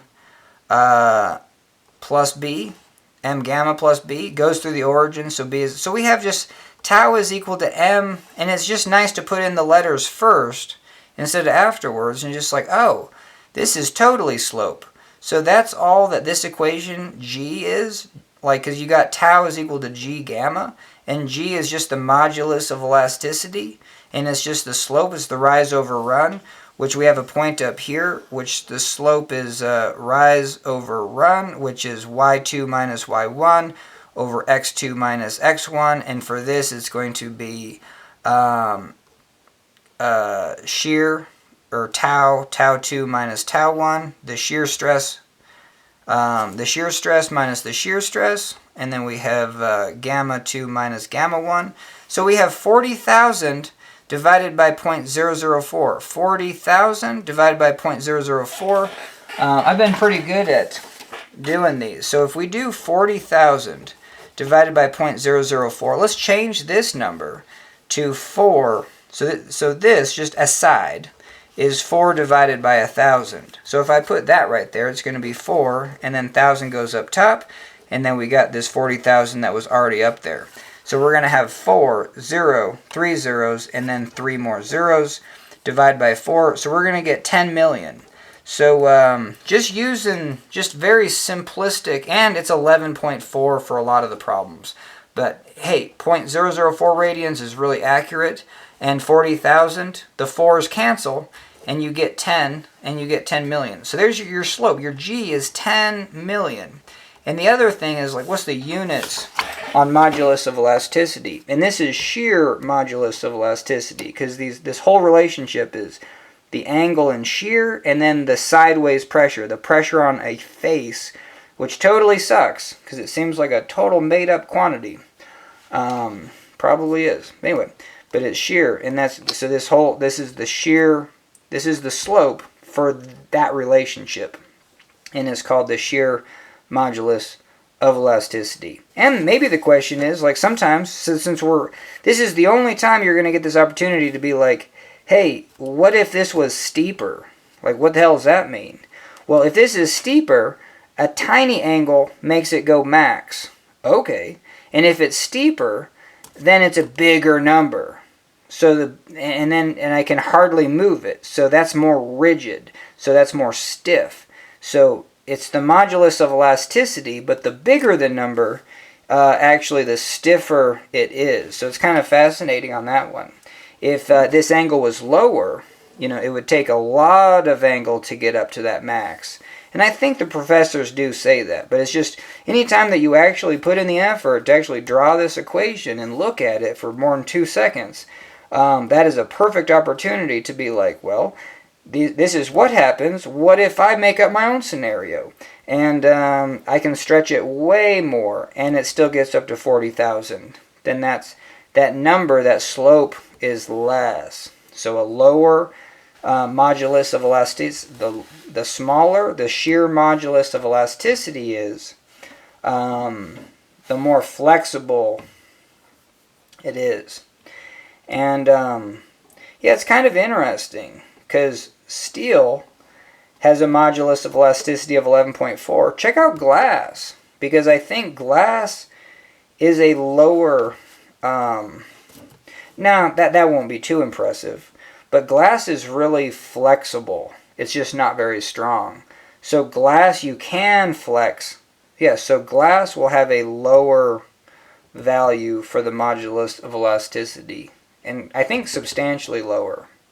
Alright, my camera is ready to blow up, heat up. So anyway, I'll have to let it cool, and we'll continue on our derivation process. Alright, hell yeah. So we're back, and we're going to use this relationship that if I tweak something, it's associated with a pressure buildup, a force and a pressure on that area. So, and that's also the bummer of material mechanics, because I think you can visualize a force on a bar and a change in length, but it's very difficult to visualize a pressure and a proportion of a length. I think when you're tensioning a bar, I think it's easier to think about pressure and compression for sure. That sounds like you wouldn't want to be sandwiched in between there. But the proportion of the length, I think that's tricky. And the reason we do that, it just gives us a value that can be used for any chunk of material, no matter what shape we make it. Hell yeah. And I felt like a preacher there. That was funny. Anyway. Hell yeah. And same, and then it's worse for strain, because you're not doing this to it, you're just changing the angle, and you're building up sideways pressure, you know, the force on this face. That sucks.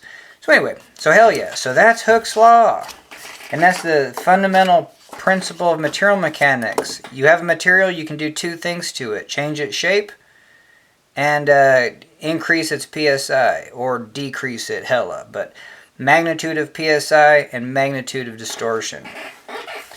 And yeah, I think we got pretty far. We got to the point where we had 40,000 pounds per inch squared, and that was going to be equal to 0.004 radians. And we even got down to the fact that we got T is equal to M gamma, Y is equal to mx, you know what I mean? So we got tau is equal to G gamma, and we'd even got down to the fact that this is at least 10 million. So we can even put that number in. So we're going to have 40,000 pounds per inch squared is equal to 10 million. We'll get units later, but 0.004 radians.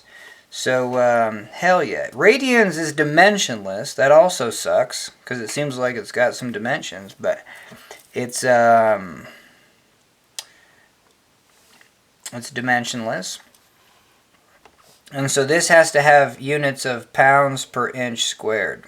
You know what I mean? It's because if we look at that graph, 0.004 and 40,000, the slope has to be over, you know what I mean, up 40,000. It's got to be 40, the slope has to be 40,000 pounds per inch squared divided by 0.004 radians. So I think that kind of makes more sense. That the units on this, so it'd almost be better to do this. And that's kind of like, oh, now I see this as rise over run. Because it's not pounds divided by inches. That's not the rise over run. It's pounds per inch squared divided by radians. And that is the rise over run. So I'm going to do that. If I see G is 11.4 times 10 to the 6, which it is, and if it's in pounds per inch squared, I'm just going to do this. And then really see the, hey, change in slope, change in y, change in x, rise over run, change in shear divided by change in, what do you call that, gamma. Hell yeah. But I think the more time and effort you can put into Hooke's law, because the equation is just too simple. You know, you just have this, G, and then this. And even, you know, even this number is huge, this number is tiny, this number is normal. So then when you're just like, well, what's this equal to? Well, you can see, let's get this downstairs, and we'd be like that. And does this make sense? A normal number divided by a huge number, hey, that's going to give us a small number. And so that's kind of what I do quite often. You know what I mean? And if you were just solving for G, you would get tau divided by that, which is a normal number, divided by a tiny number. It gets you that big number again. So that's also a very useful thing to do. Man, we're going to even run out of juice on this this proof. Okay, hell yeah. So now we got to get back to it and finish this problem up. So just in general, some sort of torque sees a visible angle. This visible angle here is very useful to see what that angle is. If I know that angle, I know it's proportional to this, and so therefore I do know it. You know what I mean? Hell yeah. For this problem though, we know that there's a value of torque. We just don't know what it's, we know that this, we know this. So some problems, they're just giving you, and I need to get a new pen. I think we can do that without turning off the camera. Hell yeah. Okay, because some problems, they're just like, hey, this is known, this is known, this is known. Maybe this isn't known, but this is known. Hey, like this, and this are known, find that. That's just the arc lengths. Radians times radius is equal to that. Radians times radius is equal to that. And all that's saying is like, hey, some sort of torque. They're just going to say some value of torque is causing this something to happen, and we just need to find that. But what we have is a scenario where we know the radius.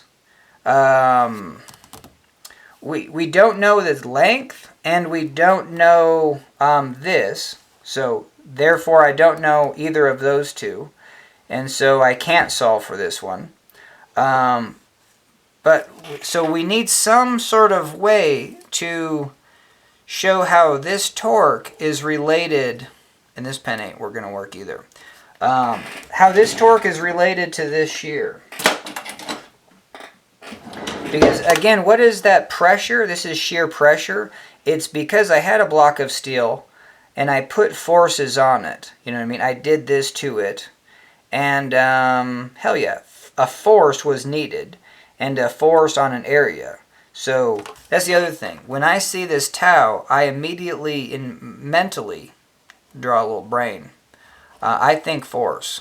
You know what I mean? So I'm just like, hell yeah, there's a force involved. And why is that useful? Oh, well, like one aspect of material mechanics is if you put a force on something, like things are static, but things act as springs. And so, you know what I mean, that force is useful to find that, distortion or change in length, or hell yeah. And your free body diagrams. When we look at this, I see a bunch of forces. Okay, we have to use those forces to see how they're acting on the material. If the forces are just doing this, problem simple. Doing that, simple. But now we have something like this. We have that torsion. But still, it's very useful to think of this as a force. So we have a force times distance. So we have a torque. And hell yeah. Because I don't want to just get into the integration. One of my rules that I'm coming up with is that if you have to integrate, you have to guess. And if you can't guess, then you have no idea, like what the, if you can integrate at a high level to get a very specific answer. I see this even at the, I don't know. Anyway, but hell yeah, what you might be lacking is just a guess of what that integration is doing. All right, so let's see. Oh yeah, and this is good because I didn't know where to go. Now I know where to go. Because we have this relationship that tau is equal to g this. Well, at the surface, we're going to call that tau max, and we can do the subscripts. G is always the same, but this is tau. This is gamma max. So on the surface, if I see that angle deform, then I'm registering it with this. But what's going to happen is that tau as a function of rho, is going to be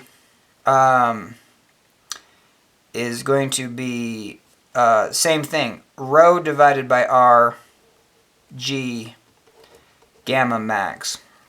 And can we do this one? You know what I mean? Because at the surface, when rho is equal to r, tau max is equal to g gamma max. And that's what we have here.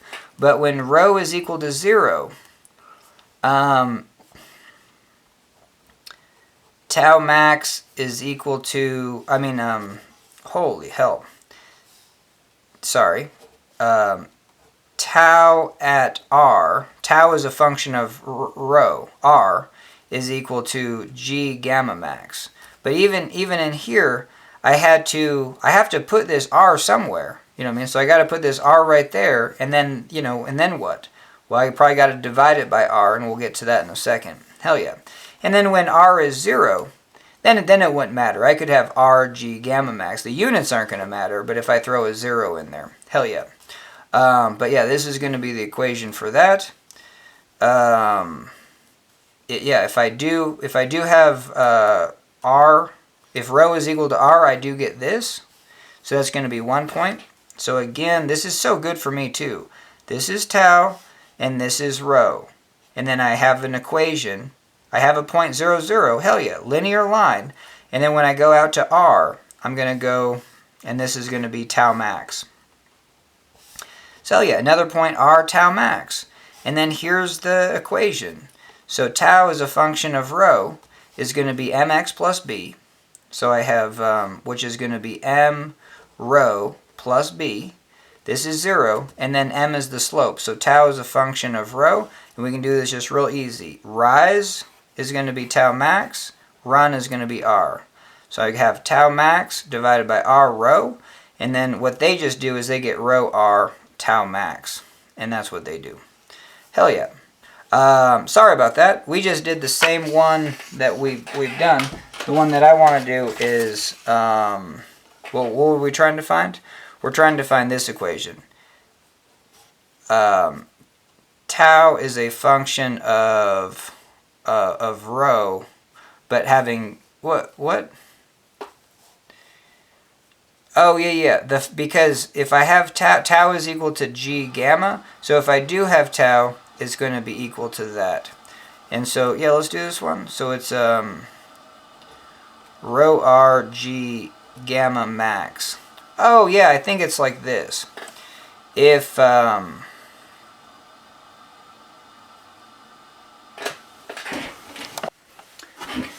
I even forgot if we did the equation where this was a function, you know what I mean?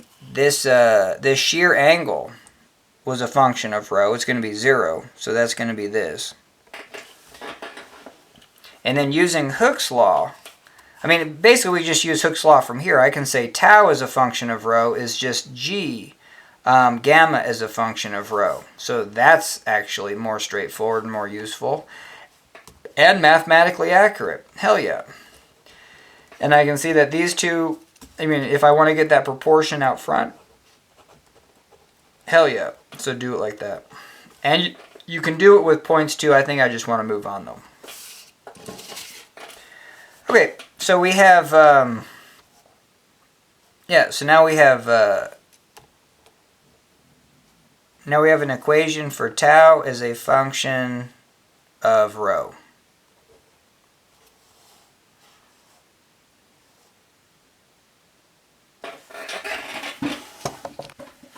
Oh yeah, this sucks because I just hate this equation. I don't even know if I'd even use it. But tau as a function of rho is again just that rho r divided by tau max.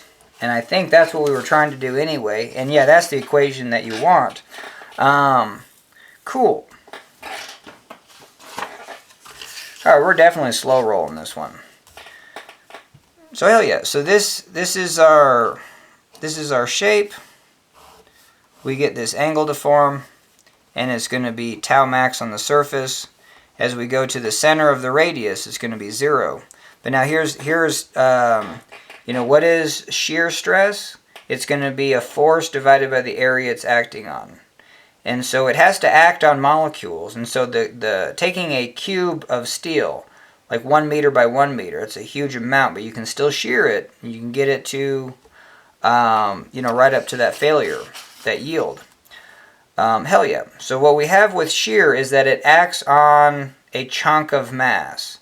And so even though it's a quantity of that area, still you're holding a square chunk, you're putting force, and the quantity of shear is the force divided by the area that you're applying it to. So that happens at all, you know, whatever the value is for the pressure, the sideways pressure at that point, you know what I mean, there's going to be a little cube of material there that is experiencing whatever that's doing. Hell yeah. So if this is our cylinder, what we're going to do is we're going to take a cross-sectional slice and kind of look at it from the side. And, you know, because this is what's happening. Those molecules, this molecule is right here, and then this molecule is slightly down at that angle. So those molecules are getting sheared. On the surface, they're there, and it's going to get proportional to 0 as you go down. So any cross-section, what we're going to do is this, and we're just going to make a little, this is for our integration. We have dA. And we have some sort of angle d theta. We're going to have some sort of rho out to this little element. This element is three-dimensional. Now the shear, if these discs, if one disc is kind of welded and the next disc is rolling down, then,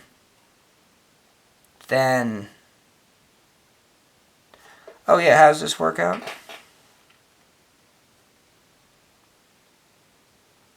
Oh, this is interesting. Yeah, it's interesting kind of looking at a side view. The side view, you definitely have that diamond shape to form. So what happens on the interface? Oh, that's kind of interesting. Doesn't seem like anything. That's why it's not. It's actually happening on the. Yeah, that's good on me to realize that this face isn't. Let's see. Is this face shearing? No, it's So yeah, this side view is kicking my butt, but I think we can do it. And this is really good, especially when running into places where you're just like, oh, I don't see it. So I have a side view. I'm going to say, you know, this is a disk of molecules. Behind it is a... Oh, man. Hell yeah. Alright, so behind it is another disk of molecules, and we're going to say that those are the ones that are welded to the wall. Hell yeah. So these molecules, this disk is moving this way. This is fixed or moving that way. So that's kind of what we have. This straight line is now angled. You know what I mean? So that's also what we have. So so if I had a two straight lines, you know what I mean, like a little chunk of material, what I would see is that this used to be square. You know what I mean, like that, and now it's heavily at this angle. So these are the original, these are original lines. This would be like point A, and this would be A prime. This would be point B, and then B prime. And then so this would be, and so the angle of twist is right here. That is going to be that theta. But if I do two of them, then I can see that, hey, this line also went phi. Sorry, this is phi. And this is actually pretty good because we're totally diving into actually what this picture looks like. And then so if this was a little element, you know, of material, it's now looking like this. So that element is fixed to the wall there, but now moving like that. And yeah, it is still kind of tripping me out. Oh,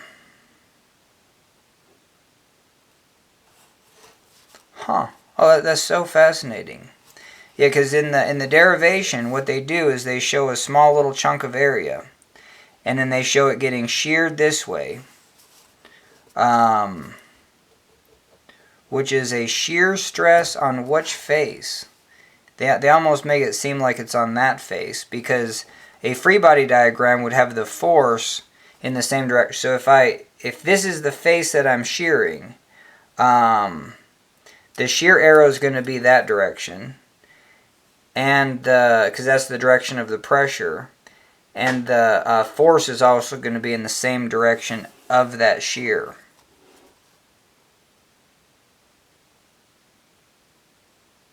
Oh yeah, I think I was, Oh yeah, very close. So, yeah, we can do this. It's good. I like this picture the best, where you have a ring of molecules, because it's kind of easy to see that they can be fixed to the wall. And then we have another ring, and I'll just do like down here. That's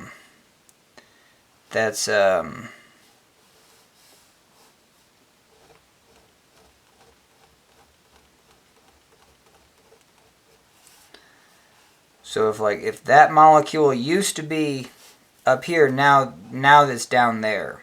So this molecule moved down there. And hell yeah. And so on a picture of this, on the outer surface, you would have, like, there'd be one disc, there'd be another disc. They used to be like this, but now they're like this. That's what's happening to the molecules. It took a force up and a force down, but we can make this this three-dimensional. So if I just look at a an overhead view of this, I'm going to have 4 molecules, and it's going to have a box shape. So I'm going to try to draw a three-dimensional box. Hell yeah. And we got 1, 2, 3, 4 molecules in there. What's going to happen to this box is this face stays the same, but this face shears down.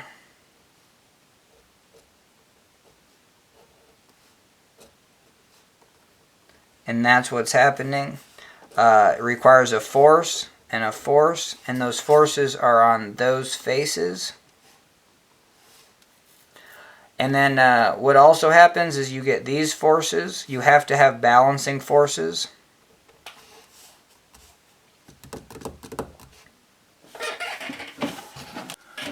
Alright, hell yeah, this was tricky because now I'm slowly starting to see it. This was on the outer disc of a ring. I'm looking at a disc like this, you know what I mean, of a ring. And I'm looking at the outer surface of it, where if this is 2 discs, I have these. And sure, these one goes up and one goes down, but it's, oh, I'm kind of losing, this is crazy. So yeah, this is what's happening, but it's, there is no forces on the outside of the disc. Yeah, so there you go. So if I look on the outside of the disc, there's no upward force on the outside of the disc and a downward force on this. All the forces come between these molecules on their face.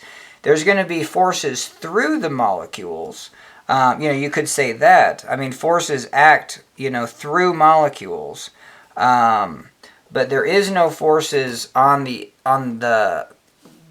front and back faces of this. So the front face is this part of the cylinder, and the back face is just the next layer going in, but it's still like if you have a cylinder, these faces, these front faces are those where if we do a side, so the only forces are actually on the in between the rings. And so so this force, so how would I actually draw that? Because that literally threw me for a loop for this video. Yeah, because I feel like, I kind of like this, and I kind of like the idea of discs, and then discs incorporating molecules. I think I really like that.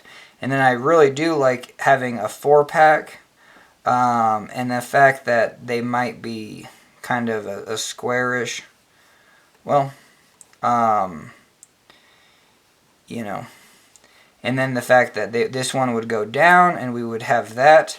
But yeah, so there you go. So on this face would have to have a downward force. So this face right there has that shear pressure. Yes, sideways force. I don't like shear sideways forces. You have to figure out where the hell they are. And I don't know. My level of understanding of this is just worlds better than after doing it and graduating. Because especially with shear, like I hated the letter. I graduated without really fully understanding anything about this letter. You know what I mean? I was just like, no thanks. And just use the equations to get the answers. But it's just, yeah, it's so fascinating. So yes, the force is going to be on that because this disc is going, it's like slipping this way. And the forces are in between the discs, not on the face. So hell yeah.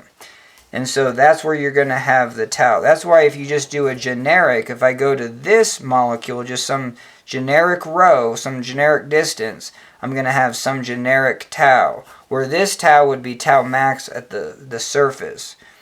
And so I'm just going to pick some generic, chunk.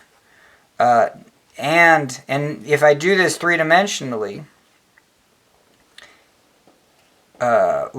I don't even know how I would, but this chunk used to be like that, but over here, and now it's tweaked, and from its neighbor, and there's a molecule, and there's a molecule. Oh, there we go. Now I see it, because I just need to draw that wider. So if I do draw this circle, I need to actually put kind of a couple molecules in there, knowing that the other molecules on the face that we're not seeing, we're over there.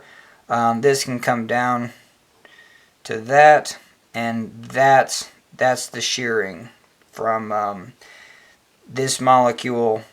It's in line with these two molecules are in line with that. This is part of this disk of molecules all the way around. It's just in line with the disk behind it. All right, hell yeah. But I think we got it drawn. And there is a shear force on that molecule, and you know what I mean? A force needs to do this, and if we can quantify that area, so we have a little d area, and then we can say that there's a pressure buildup, and the pressure divided by the force on that. So if I did put a force arrow, because we're dealing with a differential, a very small area, I'm just going to call it dF. But we're going to have a dF right there. And dF is going to be that shear, the value of that, divided by the area. I'm sorry, hell no. It's multiplied. Because this has units of pounds per inch squared. When you multiply it by area, dA, you get dF. So that's kind of part of the integration is that dF is tau dA, and if we do have a dF, it's a rho distance away from the center, and then so dF times rho gives us a d torque. So we have a small little bit of torque from that small little element needing a force causing that angle, or it has a force because we have a visible angle. And we know that tau is going to be a function of rho, and if I took the element up here, I would have tau max. If I took the element right here, I would have 0 for tau. And so 0 for tau, and then no angle, no torque. But up here, if this piece does get sheared, kind of a couple ways to look at this. It took a force to do that, and that's going to be the dF.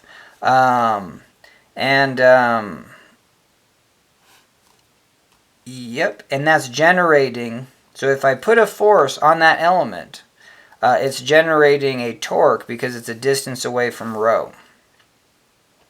And it's an external torque that causes these internal torques. So that's how we do that. So yeah, so the integration is like this. We have, we can start out with just what's d torque. D torque is going to be, we can do it the way they do it. So we have tau, and then just remember it's a function of the radius. But we have tau as a function of the radius times a little bit of area. That's going to be a little bit of force. Force times the distance. The distance is a quantity. It's not a differential quantity. It's rho. And hell yeah. And then so tau as a function of rho is rho divided by r tau max. And then so when you plug that in, we still have a differential torque. We have rho r dA rho, and then tau max. So this goes to rho r tau max dA. So again, this is tau times dA is dF times rho is differential torque.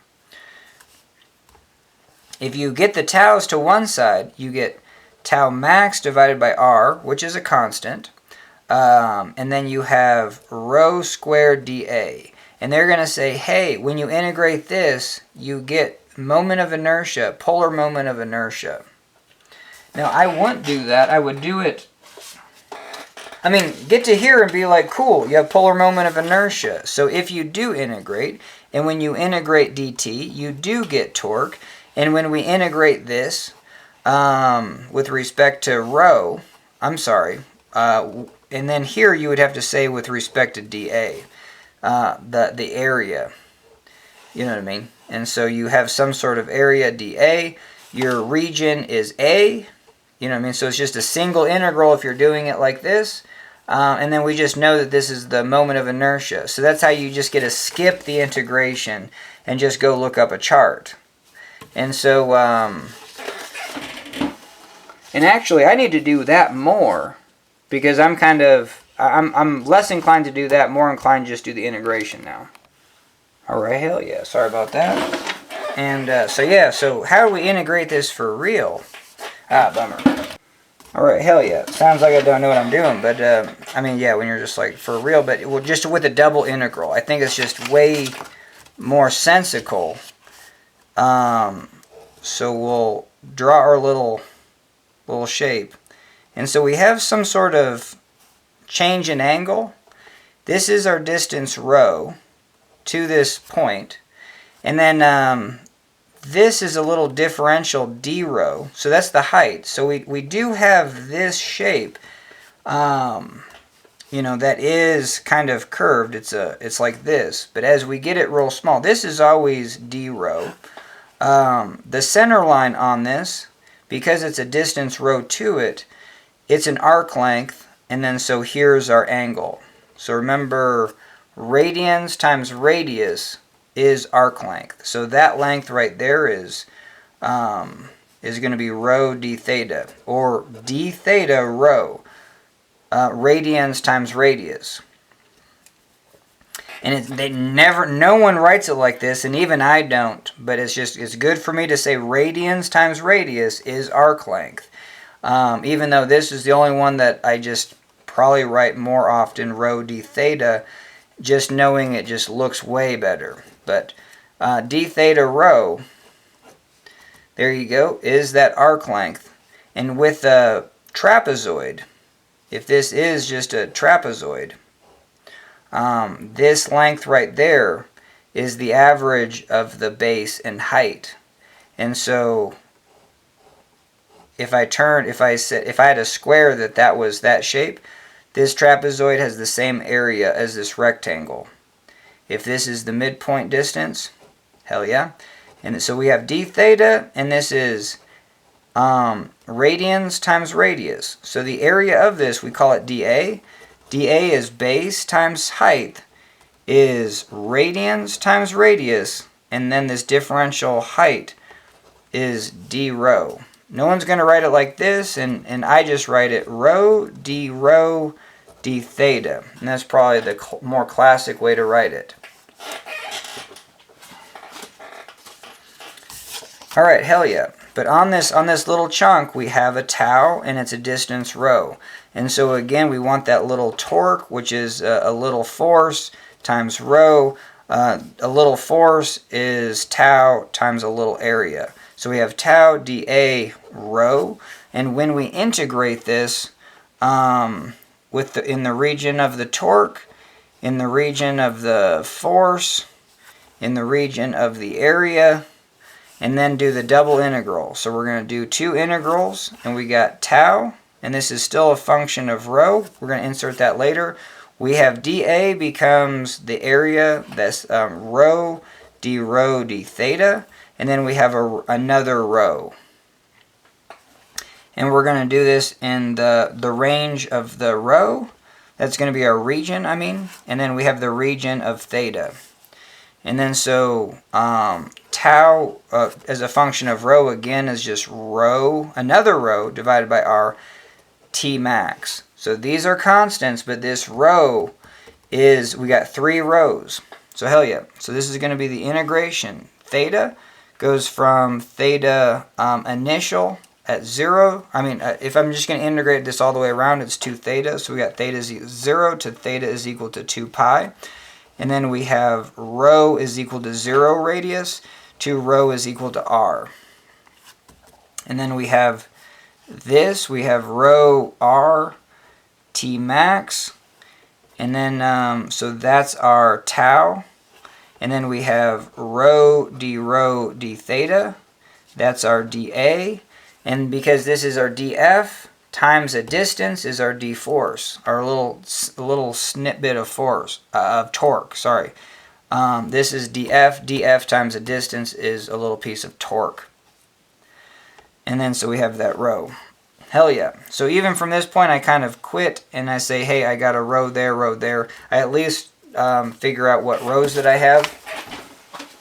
But I mean, if you want to, I mean, you could do the integration so many different ways. And I mean, this is a multiple of 2 different integrals that you're doing. So we could just kind of separate them. Theta is 2 pi integral.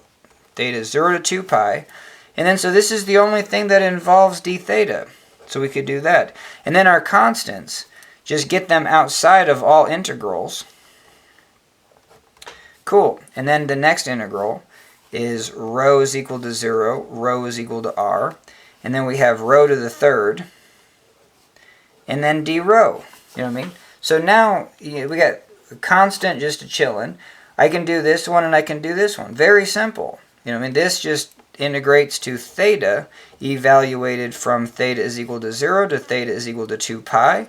And then it's still a multiple. We're going to evaluate that and multiply it. And this goes 1/4 rho to the 4th, evaluated at rho is equal to 0 to rho is equal to r. And then we're going to multiply by that by T max divided by r. And this whole thing is the torque because it's the integration of dt. Hell yeah. So tension is T max divided by r. This is, you know, if you really want to do it, this is 2 pi minus 0. And then this is 1/4. This is going to be r to the 4th minus 0 to the 4th. That's evaluating that those limits. Is that what you call them? Limits of integration?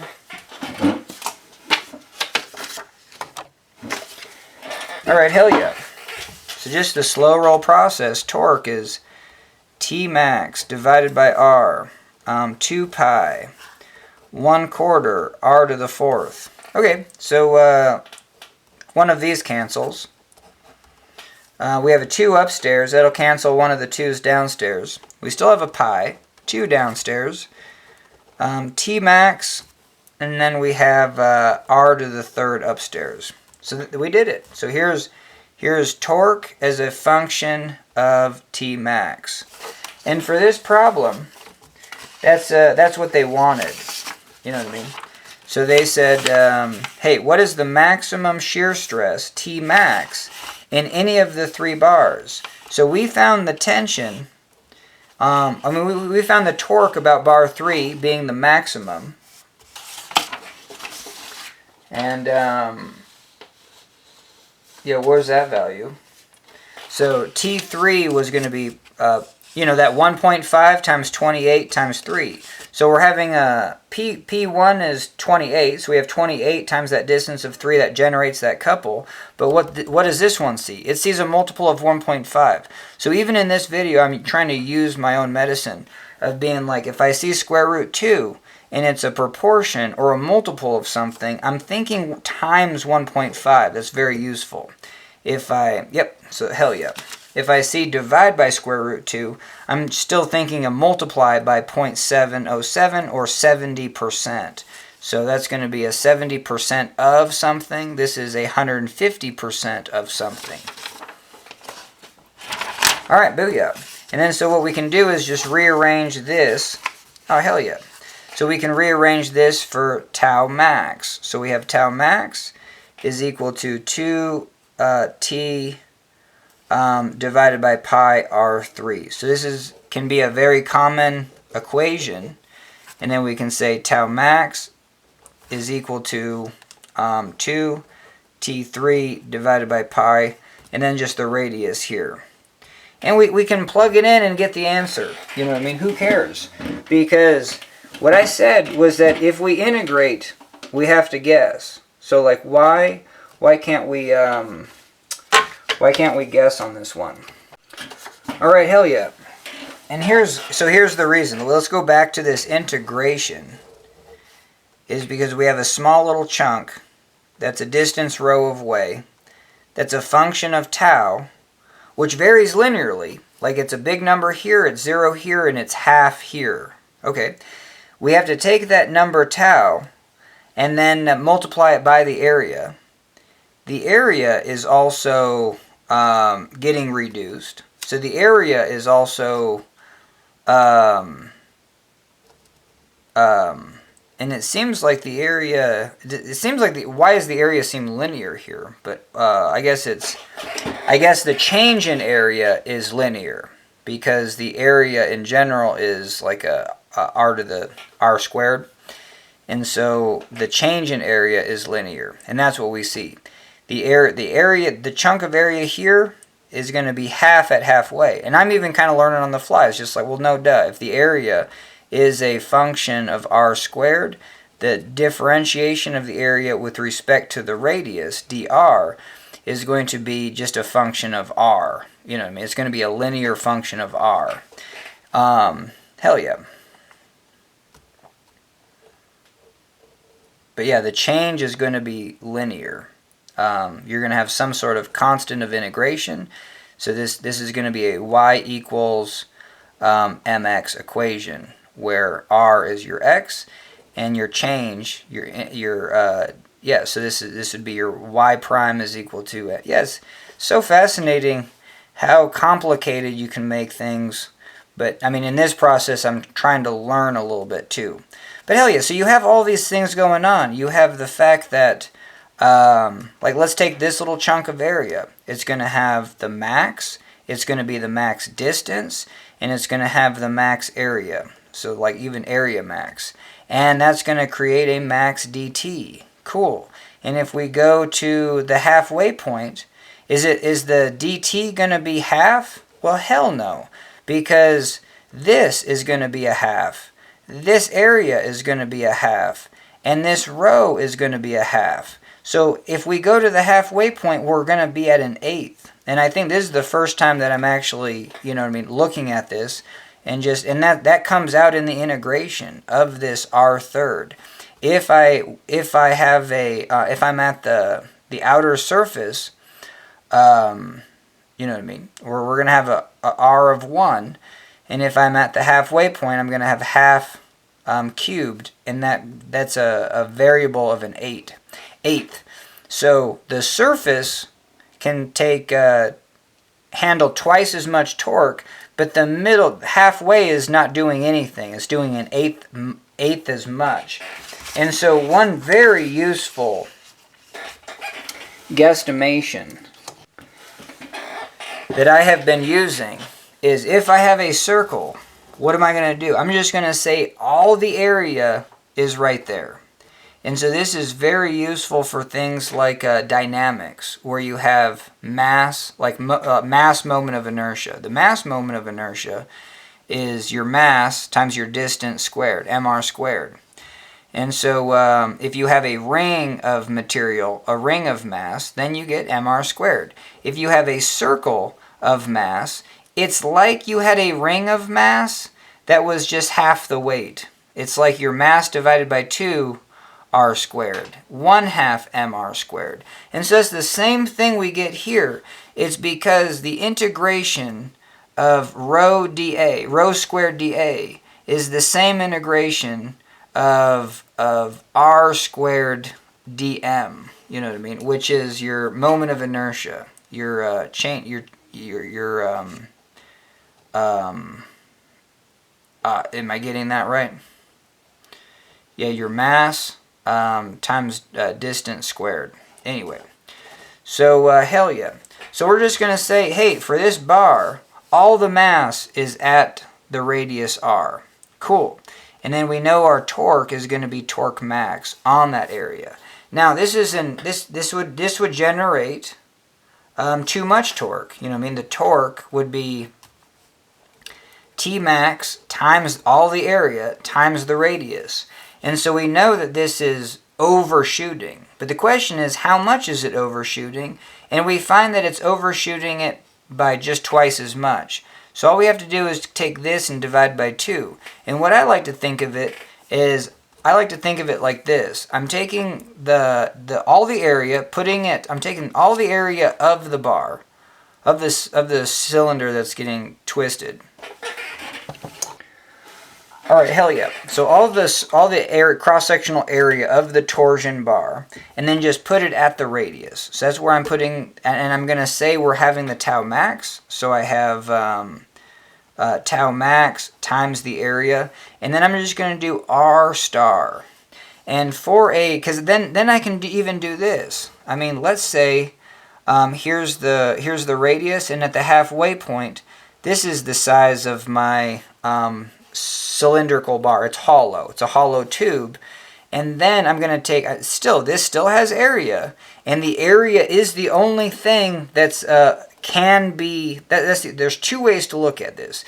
Like, hey, the area is simulating like those molecules, whether it's one disk next to another disk, or it's that chunk of steel that we're doing this to. You still have to have some molecules. And sure, those molecules can only take a certain distance. Like that's the same. But the force required, if I have this much steel and I have to do this to it, if I reduce that area by half, it's going to take half the force to do this to it. So the area is still one of the biggest driving forces. So even if I have a shape like this, I'm still going to say, hey, the torque is the T max.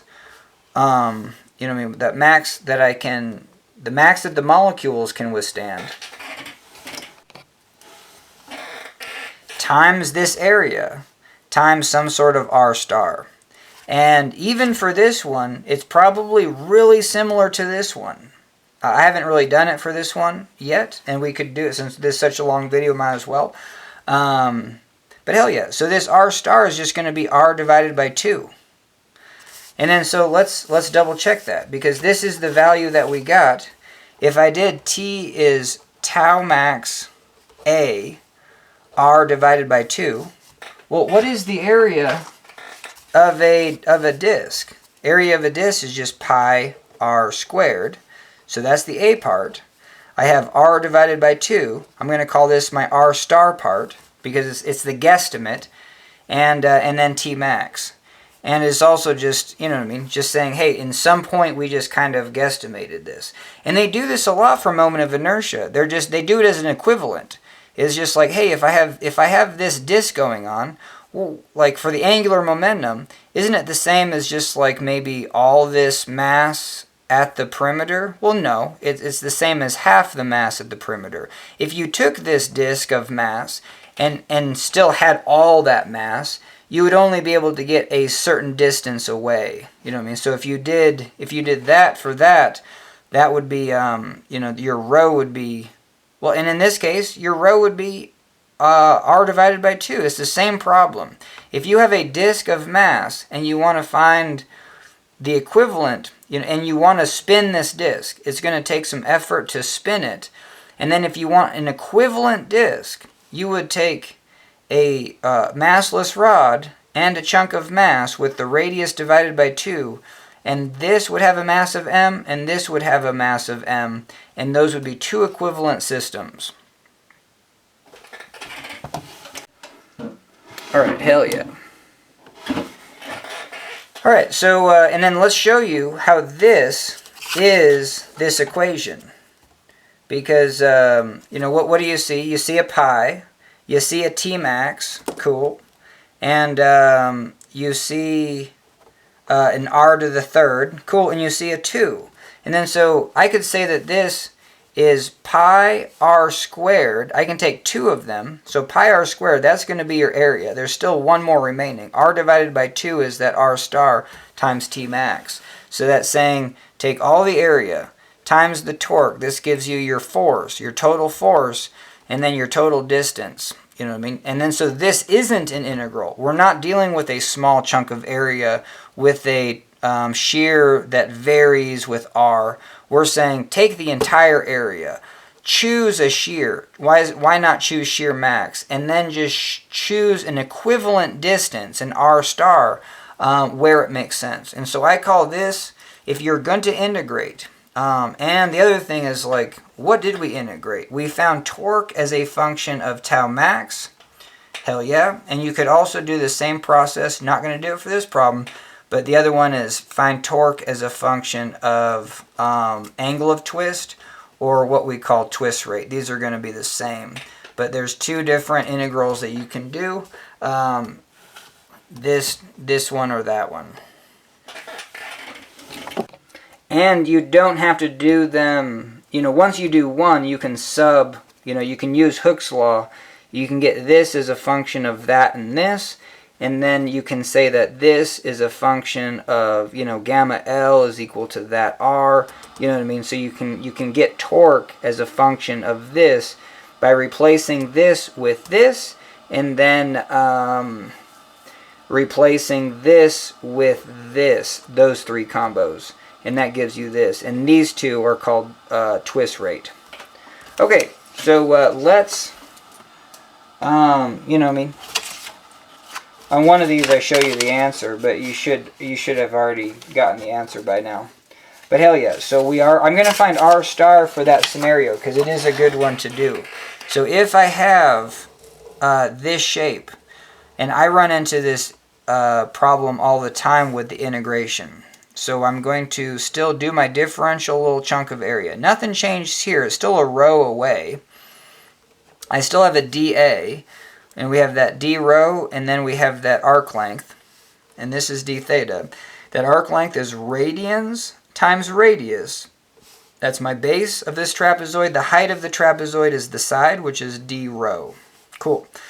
I'm going to write this as rho d theta.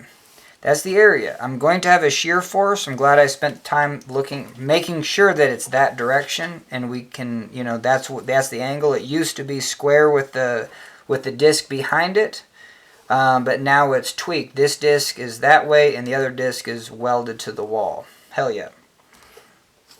And so tau dA is dF, and then times rho is that's dt.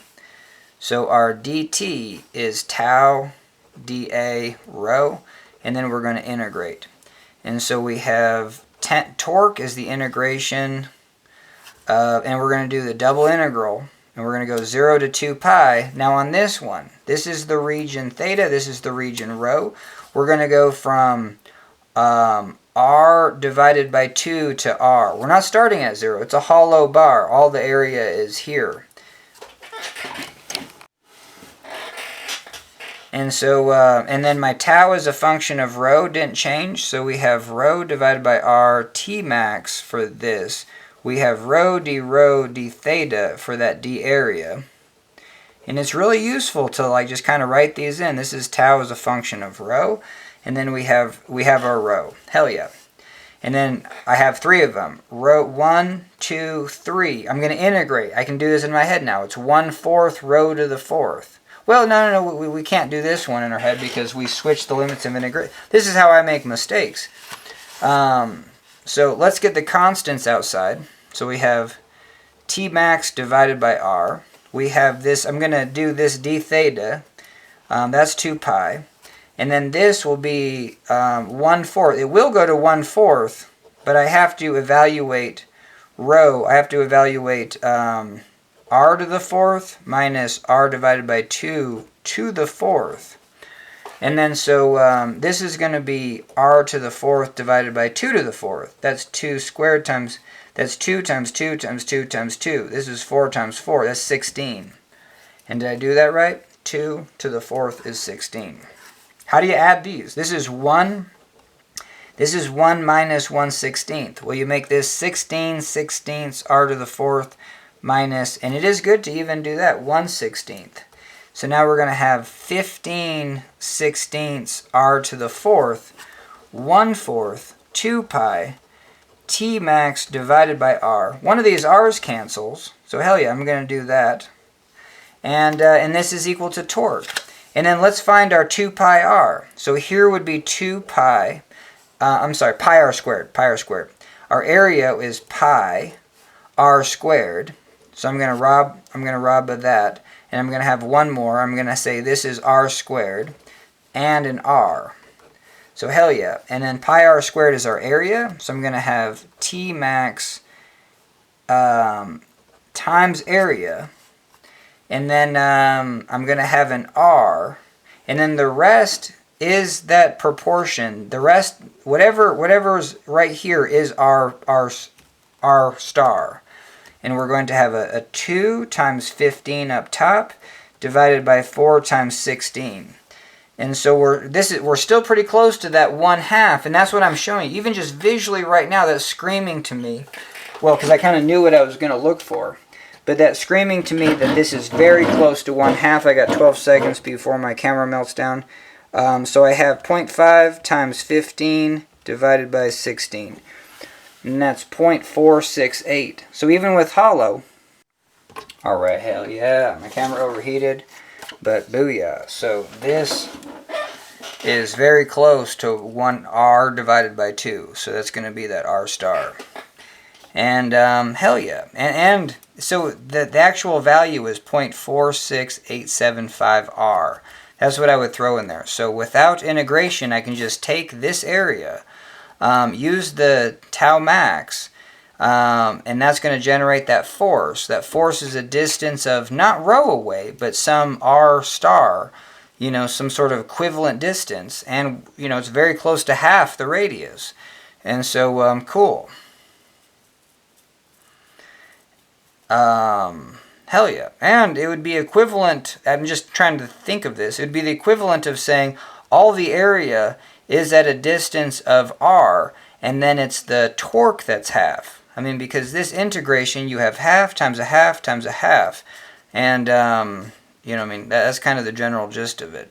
I wish I knew more about, I don't know, just like squared versus cubed versus, that aspect. But I think we see that, coming in r cubed. This, hell yeah. All right, so, and then the reason we do that is just for a better fundamental understanding of what's going on. Because, so now we will kind of guesstimate this. I have 28, we're just going to call it 30. This is, I'm just going to call it 1.5, that's going to be about 45. Times 3, I don't know, 120, 130, you know what I mean? So cool, I have about 130 as the torque. And I overestimated there and overestimated there. So we could even just call it 100. Our first guess, we'd be like, we have 100 pound-inches of torque. Now it's the material that's internally saying, hell no, no you don't. The same thing is like when we pull on a bar with some sort of force. The material is gonna let us know by just kind of lengthening. If the material lengthens, it's an indication of kind of what's going on.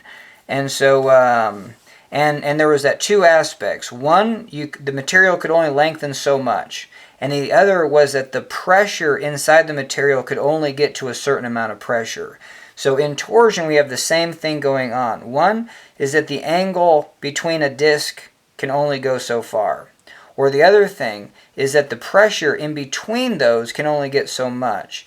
And we know that if we look at a cylindrical disc, or what do we call it, torsional bars, that max angle is going to occur at the outer radius, and the inner radius ain't going to feel too much at all, because those discs move uniformly.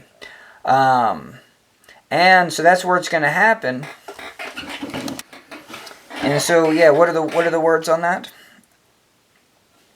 Yeah, so you're going to have a max angle, and you're going to have a max pressure in between those molecules. When those molecules do this, it required some sort of force to push those molecules up, those down.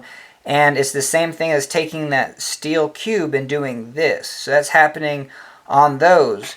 And what we want to say is that, hey, most of it's happening on the outer surfaces. You know, I mean,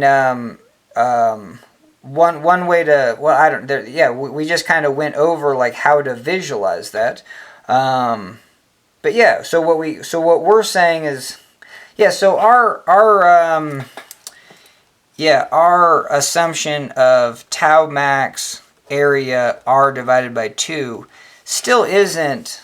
I mean, it's actually works perfect for cylinders. It's a good approximation for hollow things that aren't too thin.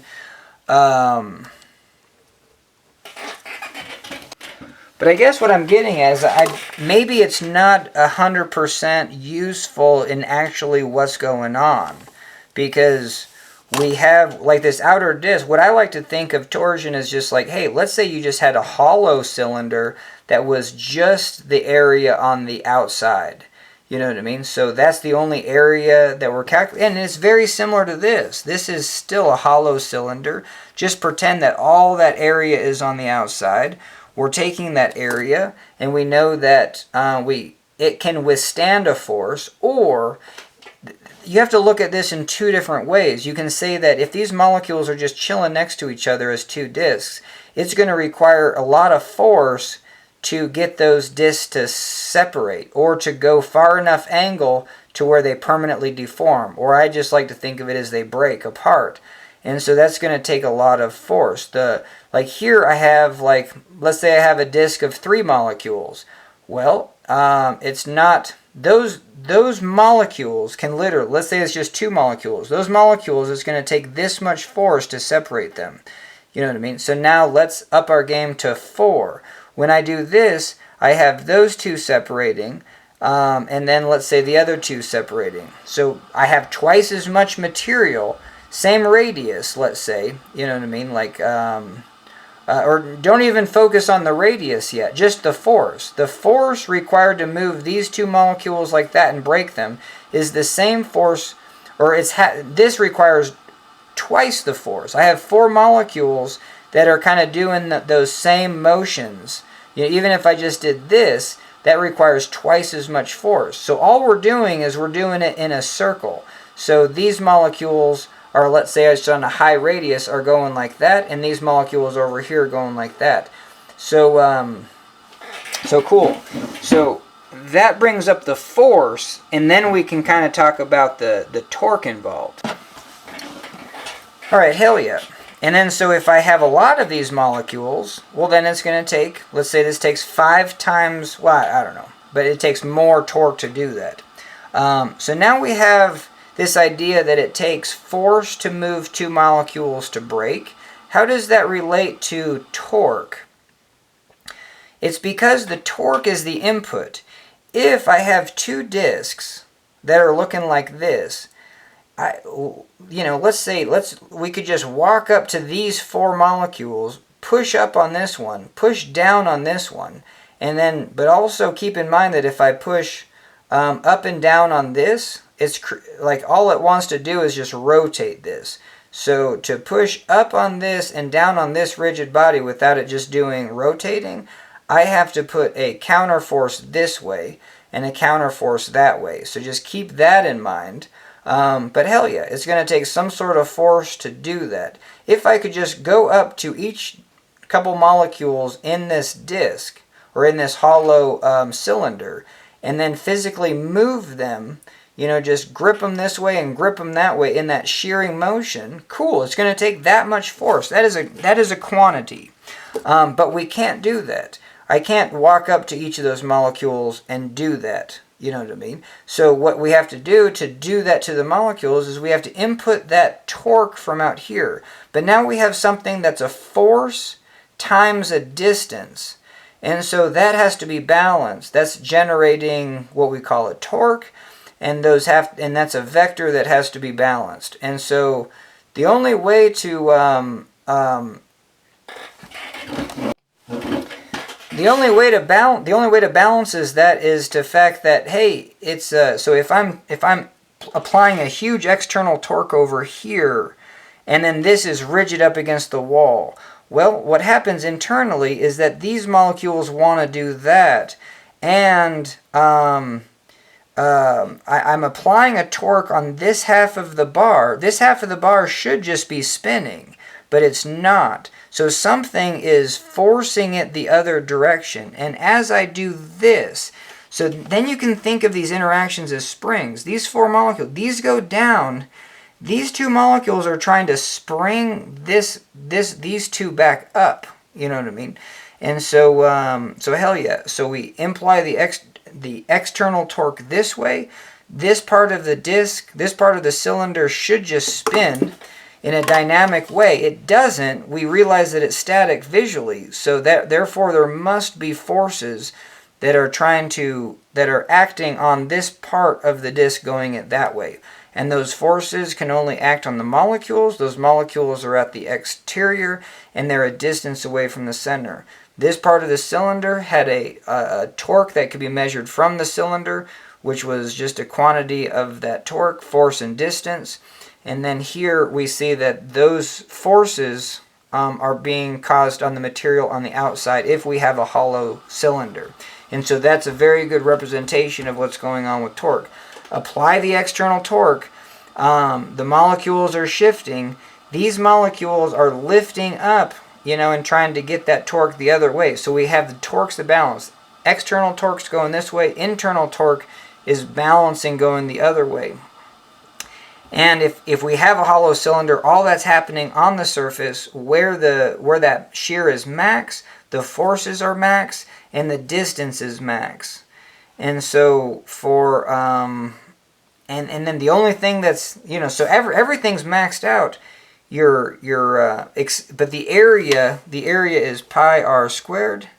Let's see. Oh yeah. Oh shoot. There's if that was the case, you would have the area times the shear times that full radius, but we don't. We usually have the area times the shear times half the radius, and that's kind of bumming me out. But it's because that would just happen on the external surfaces. The second you move in just a little bit, we talked about moving in halfway. Well, it's half times a half times a half. So the actual torque generated is an eighth. And so, a lot of this material is just useless. So honestly, this will be the better way to think of it. If I have a solid cylinder, just pretend only half the area, and half the area is actually, if I did this at half the radius, this is more than half the area. So let's do that as a quick calculation. What if this is a radius of 1 inch and this is hollow, and if it was solid, the area would be pi r squared. It would be pi 1 squared. It would be an area of pi. If the area was half, so if I did have the area of pi divided by 2, and this area was pi divided by 2, what would be the radius? So we would have area is pi r squared. We would have the area is pi divided by 2 is equal to pi r squared. Pi's cancel, and we have 1/2 r squared. And so r is the square root of 1/2, which is r is equal to 1 square root 2. We've talked about that. That's the same thing, rationalizing it. Square root of 2 divided by 2. That's going to be 0.707.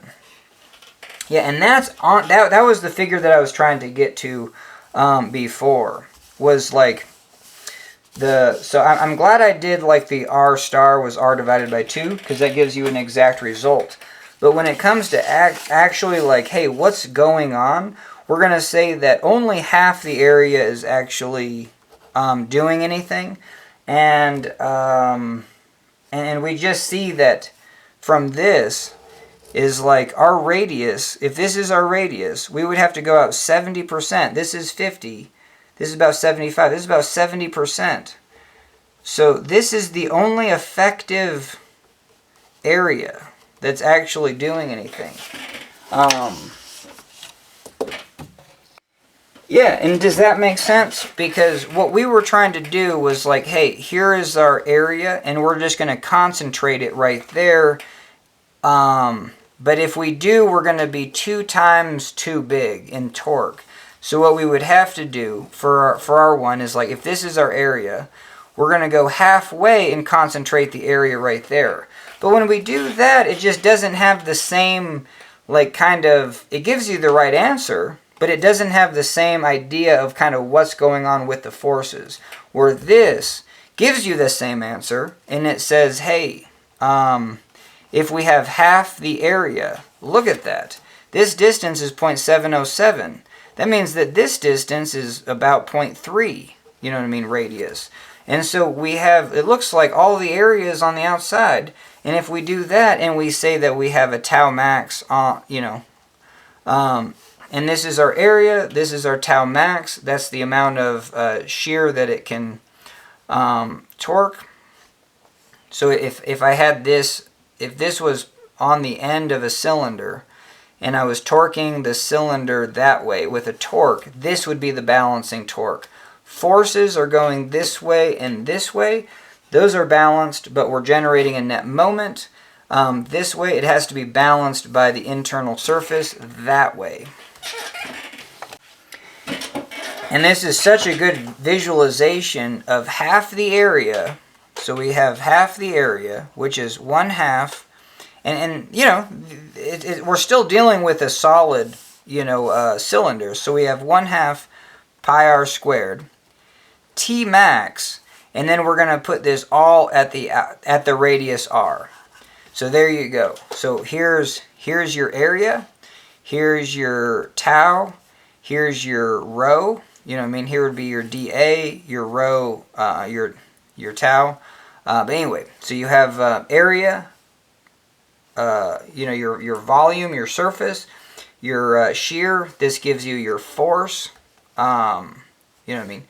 Area times shear. Shear times area is force, because this is pounds per inch squared and this is inches squared. Units are the equation.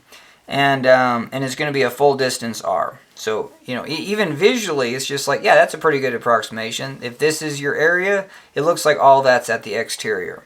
And that gives you 100% accurate, that gives you pi divided by 2, T max r to the third, which is our equation for torque that we integrated. So hell yeah. Pi divided by 2, T max r to the third. Hell yeah. Now, this equation will also work for... Yeah, this equation will also work for this. Because it's the same thing. It's the same... We're generating the same concept as... So if this was, you know, if this is our radius r and this is r divided by 2, so it's half hollow. We were saying that the approximation on this was like r star was like 0.46. Well, we're going to get the same thing using the same concept. Now, in this, we're not going to take the total area and put it at the external surface and T max. But we're going to take half of this, which half of this is not half of the radius. It's actually more. So that's kind of interesting. And but we'd still get the same answer. Taking half this area, which would be even visually less than that, at the distance of r and times T max, generates that equation that's only off by just a little bit. And if we were getting this number of 0.46, let's find the error would be a minus a half divided by 0.5. And then so times 100. So that has a 6% error. So your error is 6% even if you have a hollow cylinder that's half.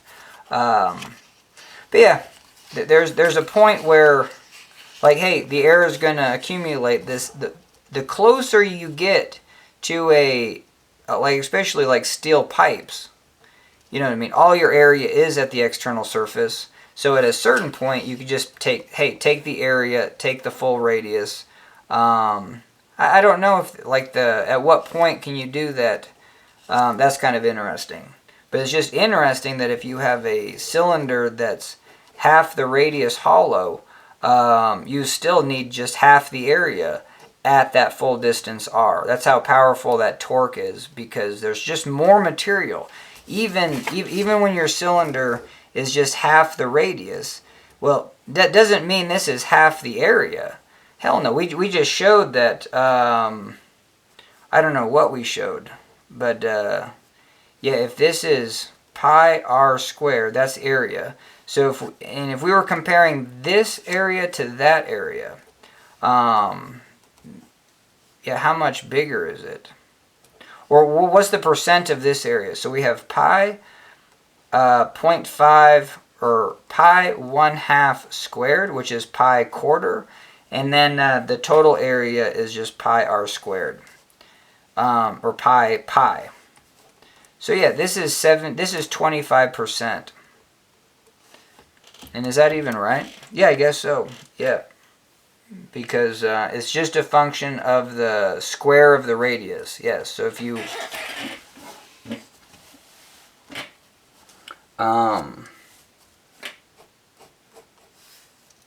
yep, this area would be an area of pi, and this area is pi force.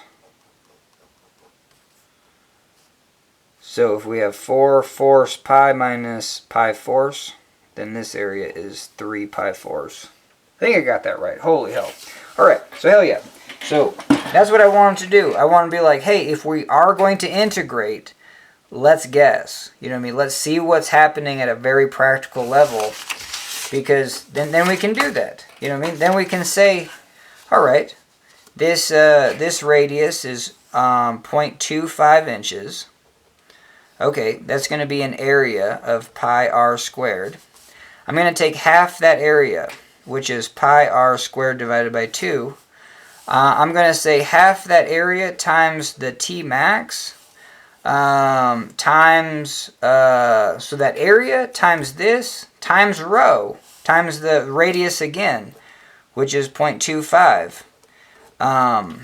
is going to equal the torque. So now I just did it visually. I said, hey, all that area can experience a shear, and if it does, it took a force to do that. That force, so you know, area times shear is force, and it's a distance away, and it's going to be all at the full radius. And so that's going to be the torque generated. And this just gives us kind of a guesstimate. And what else? The other aspect that I've been really digging is just to, I don't know, kind of guesstimate this. Well, we got to get the equation lined up. Now this is still just a guesstimate, and we need to solve for this. So we have T max is equal to the torque. I'm going to say this is r to the third, so we're going to divide r to the third. We're going to divide by pi. We're going to multiply by 2. So yeah, you got that classic equation. So this equation, you know what I mean, is the right answer, you know, even though I just said it was a guesstimate. But, you know, if you have a solid cylinder, it's 100% right answer. But this guesstimate also works for hollow cylinders up to r divided by 2, I would say. And could be even thinner too, but hell yeah. Cool. And then so we have 2, that torque. What did we say this was going to be? Like 130? Or even just, yeah, so like we have a 2 times 130 divided by 3. Our radius is 1/4.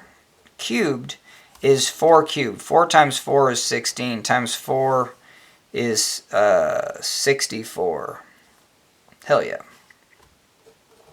64. 2 goes to 32, so we have 32. I'm going to, yeah, how much do we want to do this? This is 3 times 3. Oh, I feel like I messed up anyway.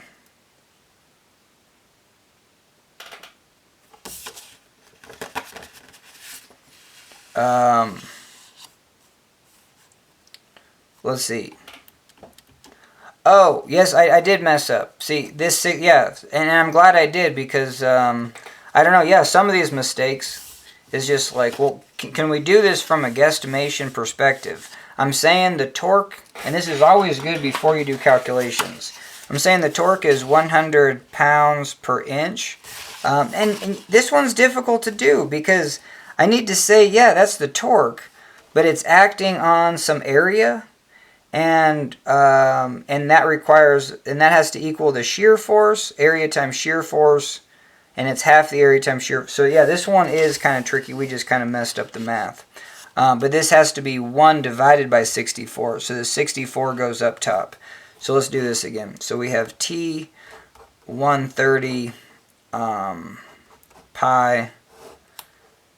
This becomes 64 up top. Hell yeah. I'm just going to say this 120 divided by 3 is 40. So hell yeah. So we got 40. 60 and 2, this is going to be 80 times 64, that's about 100 times 50. So I'm going to say 5,000. 1, 2, 3. There you go, 5,000. Booyah. And I can just go to the answer because, but I was even making mistakes on the guesstimation. So it's fascinating how some problems it's really hard to actually get like a kind of an understanding of just like, well, do I have an intuition of what the answer would be? Like the value, the number of it. And so hell yeah. So let's do this for reals. And we're just going to use this equation right here. So we have tau max is equal to 2 times this torque is square root 2, 28 times 3. Divided by pi, the radius, and I like to stick in radius, you know what I mean? I like, because the integration, if you're going to integrate the radius from 0 to r, or whatever to r1 to r2, I like to keep this in radius. Hell yeah. So we have 1/4 to the third, and the radius is 0.25. Hell yeah. This is in pounds, this is in inches, and this is in inches to the third.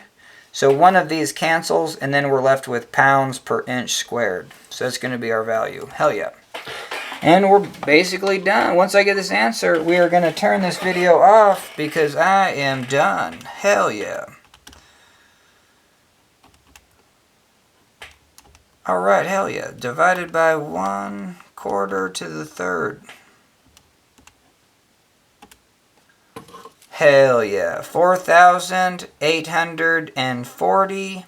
Good enough. And we got pounds per inch squared. And that's the shear max. That's the shear on the surface. Shear max on the surface. Hell yeah. And one of these, I think, has the answer. That one does.